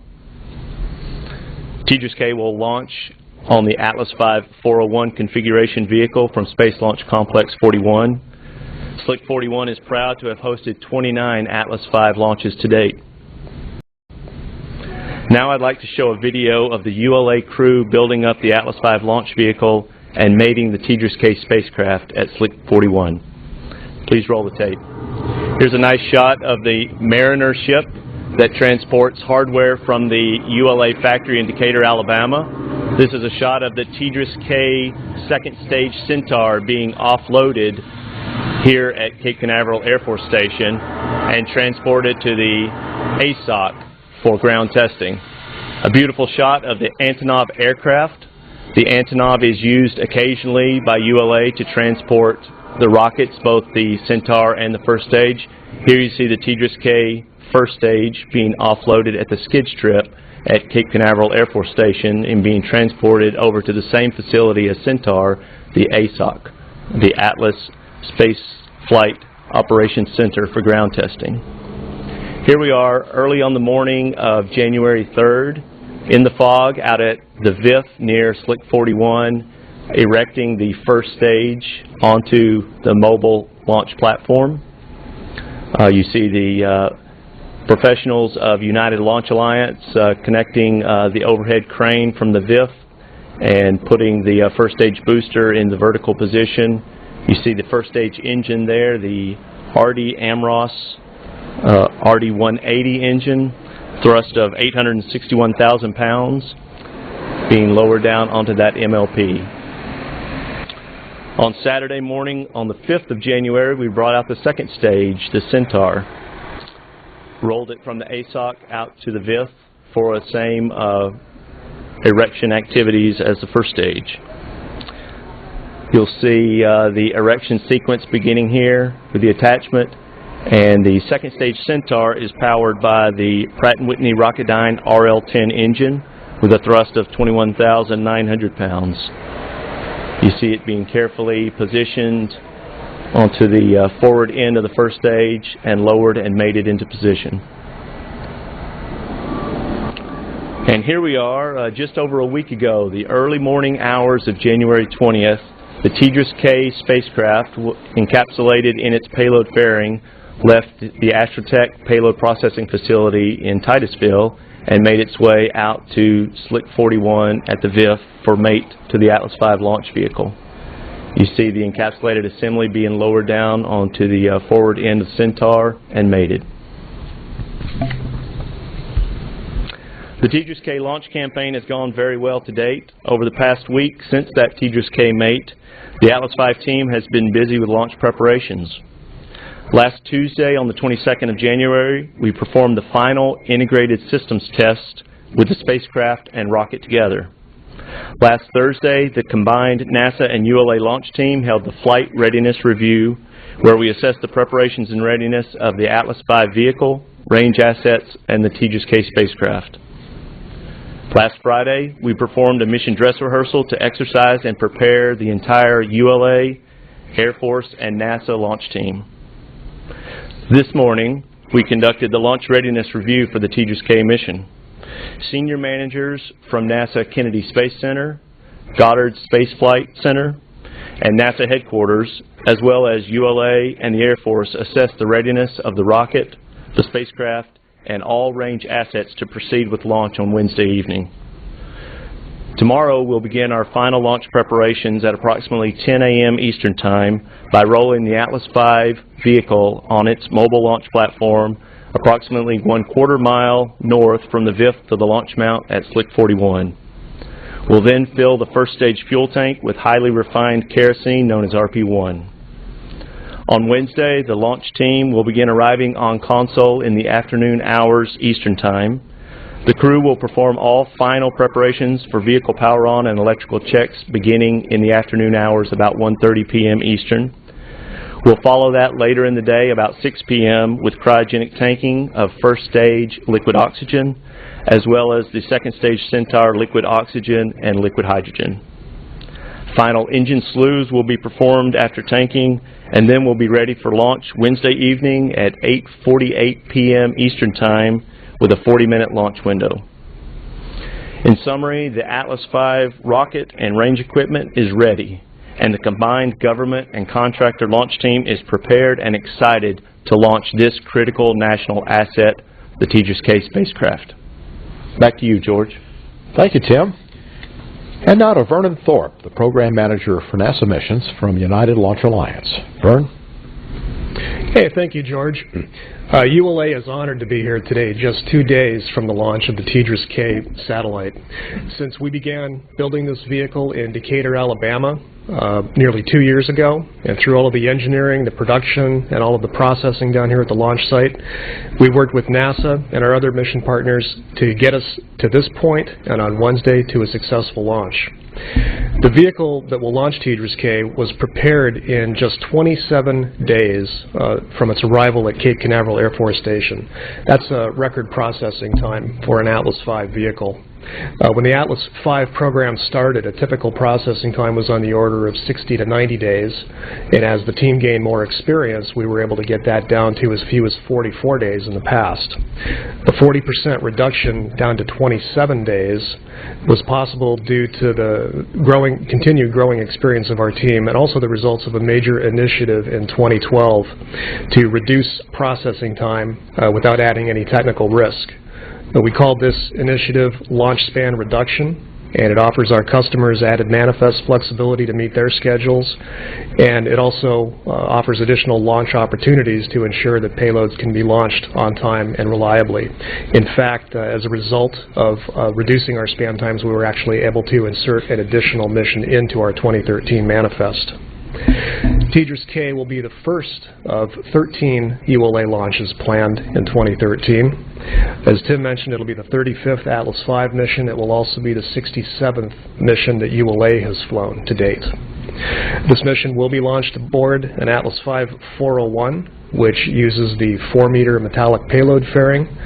It has a booster powered by an RD Amros RD-180 engine, and the Centaur upper stage will have a single Pratt & Whitney Rocketdyne RL-10A-4 engine. This mission will not require the use of any solid rocket boosters. And now I'd like to show an animation that will give you a preview of what we expect to see on Wednesday evening. That's what the Atlas V 401 will look like on the launch pad. And at liftoff, the booster engines will generate almost 900,000 pounds of thrust to get the vehicle off the ground. And for this configuration without SRBs, the first major event that you'll see during the flight will be about 4 minutes in, when we've depleted the propellants in the booster stage and we shut down the booster main engine. You'll see that coming up here shortly. Once we shut down the booster engine, we'll separate from the Centaur upper stage about 6 seconds later, right there, and we will begin preparing for the first of 2 Centaur main engine burns. The first burn for this mission will last approximately 14 minutes. 10 seconds into that burn, we'll jettison the payload fairing, since we're pretty much out of the atmosphere by that point. And that 14-minute burn will put Centaur with the TDRS spacecraft into a highly elliptical orbit. The perigee will be about 99 nautical miles, but the apogee at that point will be over 13,000 nautical miles. Following that first burn, we'll coast for 82 minutes, then we'll do the second burn that you see here. That second burn will only last about a minute, and that will put us into a geosynchronous transfer orbit. 6 minutes after that second burn, we will reorient and separate the TDRS spacecraft. Total mission duration up to that point will be about 1 hour and 46 minutes. And then following that separation event, we will perform the normal contamination and collision avoidance maneuver and put the Centaur into a safe orbit so there's no chance of recontact with the spacecraft.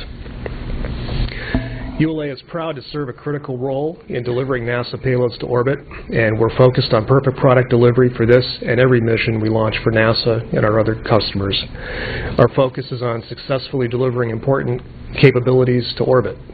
Launch is just the beginning of this satellite's journey, and the addition of TDRS-K to the overall constellation will continue the successful legacy of the project and strengthen NASA's communication system that's so vital for the International Space Station and many other satellites that are in orbit today and will be in orbit in the future. In fact, even the rockets that launch these satellites rely on the TDRS constellation for receiving and returning the telemetry data to help us understand how to make these rockets function even better in the future. Once again, I'd like to say thank you to all of our mission partners, and with that, I'll turn it back to you, George. All right, thank you, Vern. And now to TDRS-K. And to discuss the satellite is Jeffrey Gramling, the NASA TDRS-K project manager. Jeff? Thank you, George, and good afternoon, everyone. We're very excited to be here this week to launch the TDRS-K satellite. This will be the 11th TDRS satellite that we've launched, but it's been a long time. It's been 10 years since we launched the last one. We launched TDRS-H in 2000 and I&J both in 2002.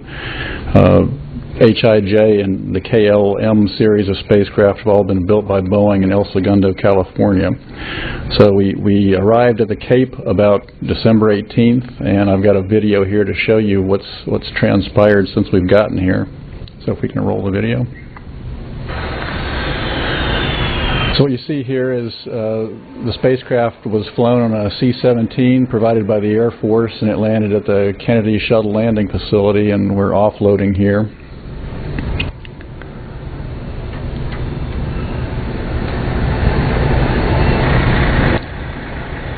And that's the shipping container, which was then taken to Astrotech in Titusville, where we did spacecraft processing, which included testing, fueling.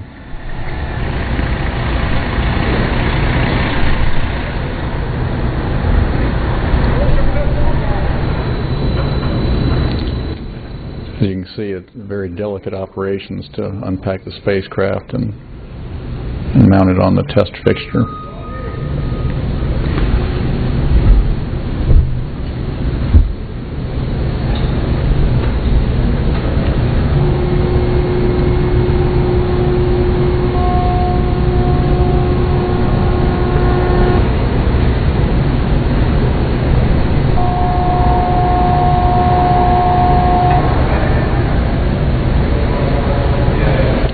So at this point, obviously, the spacecraft arrived with a single-access antennas furled for shipment to the Cape, and then also will remain stowed until while we are encapsulated and then deployed after we separate from the Centaur on orbit. But you can see the two single-access reflectors folded one inside the other there. And here, of course, you can see the two halves of the payload fairing being encapsulating the spacecraft. And then we rolled out about a week ago, a little more than a week ago. We rolled out from Astrotech and were transported to the VIF, and you saw the footage that Tim showed of us being hoisted and then made it on top of the Atlas Centaur stack. So things have been going very well since we arrived on December 18th. The spacecraft is ready, and I've got one more clip to kind of fill in the gaps. Vern showed you the sequence up until TDRS spacecraft separation. So now we've got one animation that kind of shows you what happens after that, which is interesting, I think. So as I mentioned, after we separate from the Centaur, the first thing that we do is unfold the single-access antennas so they don't take a set. They're composite fiber that Boeing designed for this mission back on HIJ. And here you can see the single-access. Well, first thing you saw was a solar array, one solar array being deployed, and then the two single-access antenna booms, and then the second solar array.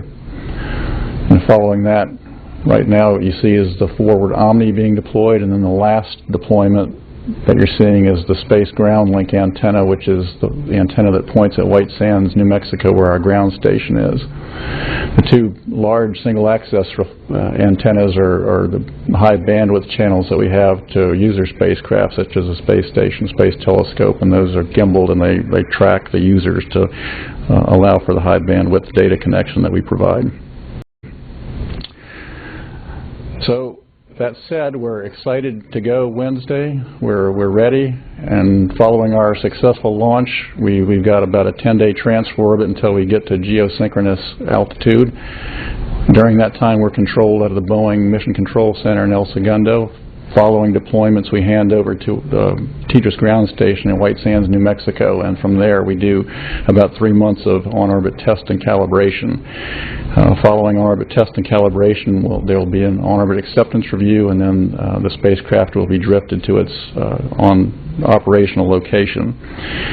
But it doesn't end here. What's coming up next for our project and our Boeing teammates we're finishing up the TDRS L spacecraft. It'll go into storage within the next 2 months, and we'll be back here hopefully about a year from now, launching on another Atlas V mission to launch TDRS L. And we continue to work towards TDRS M, and we're ready to go with TDRS M in December of 2015. So thank you. Thank you, George. Thank you, Jeff. And a look now at Wednesday's weather. Launch Weather Officer Joel Ciambiolo from the 45th Weather Squadron. Joel? Thank you, George, and good afternoon, everyone. This time of year, as far as weather systems affecting Florida, the main things that we track are cold fronts that typically on average move through the state, roughly every 4 or 5 days. And when we're approaching a launch campaign, obviously the timing of these cold fronts moving through the state directly impacts what kind of weather we can anticipate. This mission is no different. We will be tracking a cold front. Right now, if you can see the satellite picture, basically that the system well up to the northwest of that picture is really the entire weather system that will basically be organizing and pushing a cold front through us. And right now, the timing of that cold front, again, timing is critical when we are comparing it or approaching a launch. Right now, the timing of this front has it moving through the area on a very early morning hours on Thursday after the launch window. Now, during kind of starting on Tuesday, as far as the rollout to the pad, what we can expect in terms of our local weather conditions will be very similar to what we're seeing today. We're going to see breezy southeasterly winds. Could be an isolated shower or two in the area tomorrow, but we're not really anticipating any significant weather impacts as far as rolling out to the pad. Moving on to Wednesday during the day, again that cold front that I mentioned will be approaching the northwestern portions of the state and will be over north central Florida during the afternoon and evening hours. With that, our local weather conditions will continue to be breezy. The winds will be shifting on a kind of a, compared to what they are now, they'll be shifting in a clockwise fashion to more of a south and southwesterly direction on Wednesday afternoon. Again, we could have a few showers pop up ahead of the main frontal band during the afternoon hours on Friday or on Wednesday and Wednesday evening. But right now we're looking at a 40% chance of having one of our weather rules being violated during the launch window.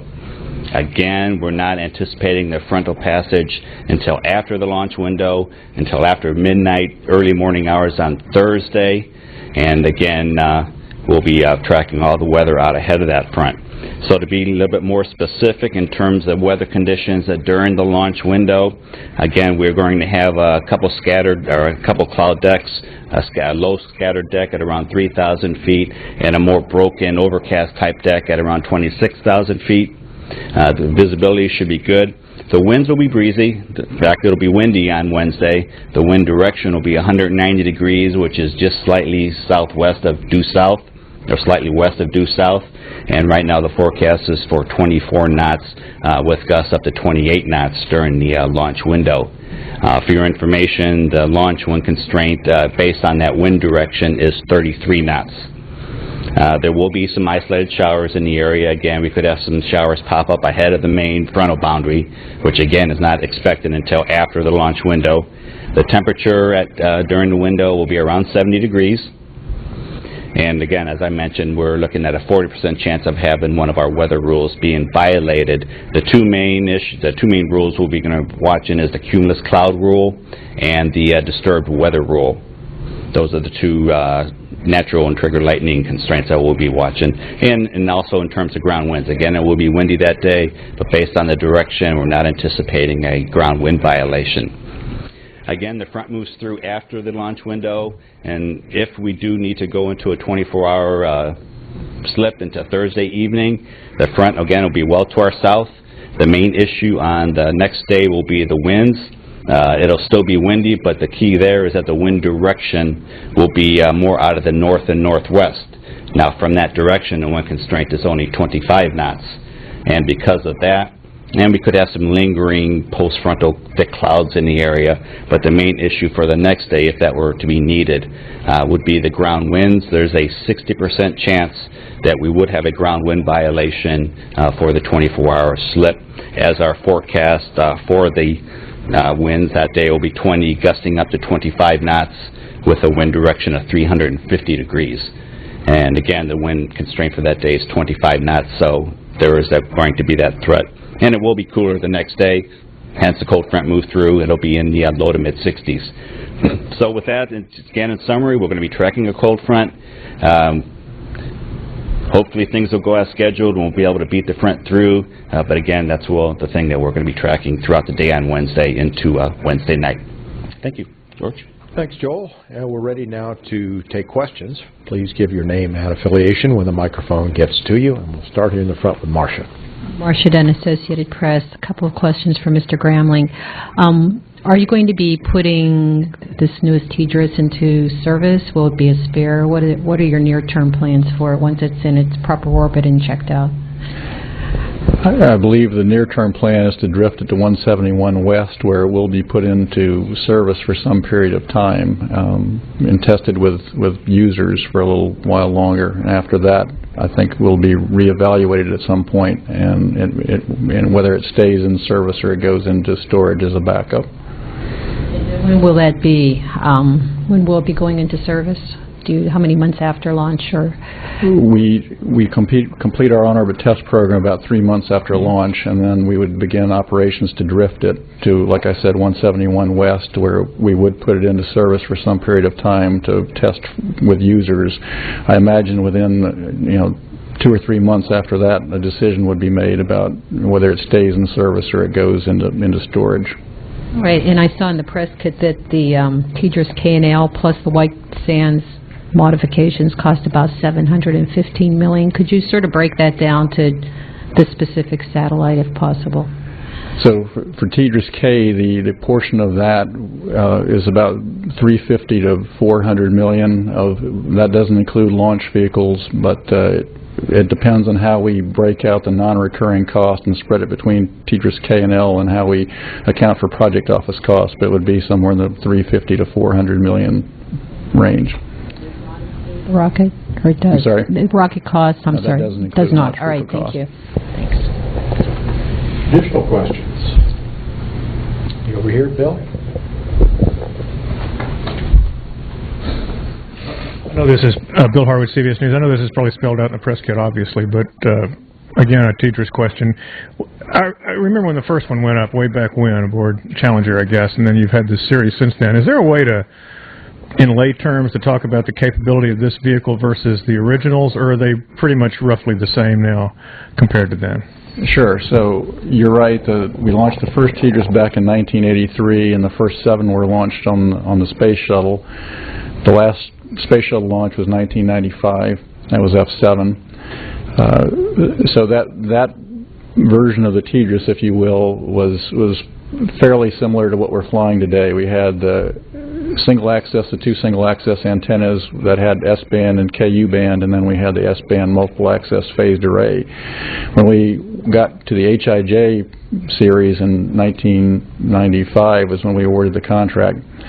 The only change we made was we added Ka band services to the single access reflectors. That's a higher bandwidth service, and we continue to fly that service on the Ku spacecraft that we'll be flying this week. The other change that we made from the HIJ series, or the change we made from the HIJ series, was on the 1 through 7 spacecraft. We did the beam forming for the return S-band phased array antenna on the ground.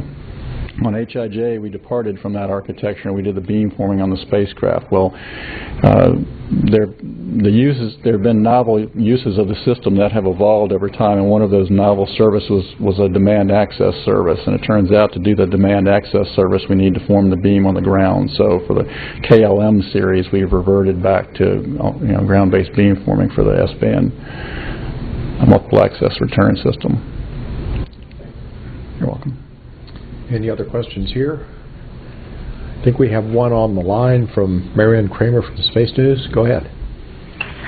Hi, yeah, this is Marianne Kramer of Space.com. I am mostly curious, so how many TDRS satellites have been in orbit, how many are still in orbit, and what is the life expectancy on the oldest one at the moment? So this is Jeff Gramling again.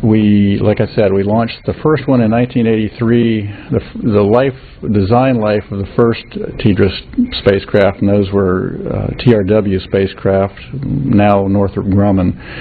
10-year design life. Beginning in HIJ, it's been a 15-year design life. TDRS F1 actually lasted 27 years on orbit, so that has been retired for a few years now. And we've since retired one other TDRS spacecraft, F4. So of the 10 we've launched, we've retired 2. And all of the F1 through 7 spacecraft have lasted well beyond design life. F3, I'm not sure I remember right off the top of my head what its predicted end of service date is, but like I said, we're well beyond design life. And that's been good for us. I'm not sure if I answered your question completely. No, you did. That was great. Thanks a lot. Any other questions here in the newsroom? Marcia. I'm wondering, when will it be renamed to TDRS 11? At what point will that be? I believe the convention is, and I'll have to check on this, is once we accept it on orbit and put it into service, we would start calling it F11. Any additional questions? All right, in that event, a couple of programming notes. You can follow the launch as we go along on Twitter on hashtag TDRS, and on the web at nasa.gov/TDRS. And our launch coverage on NASA TV on Wednesday will begin at 6:15 p.m. Eastern Time. And we'll conclude, now we'll wrap up the briefing and go to a programming feature on space tracking. And thank you very much.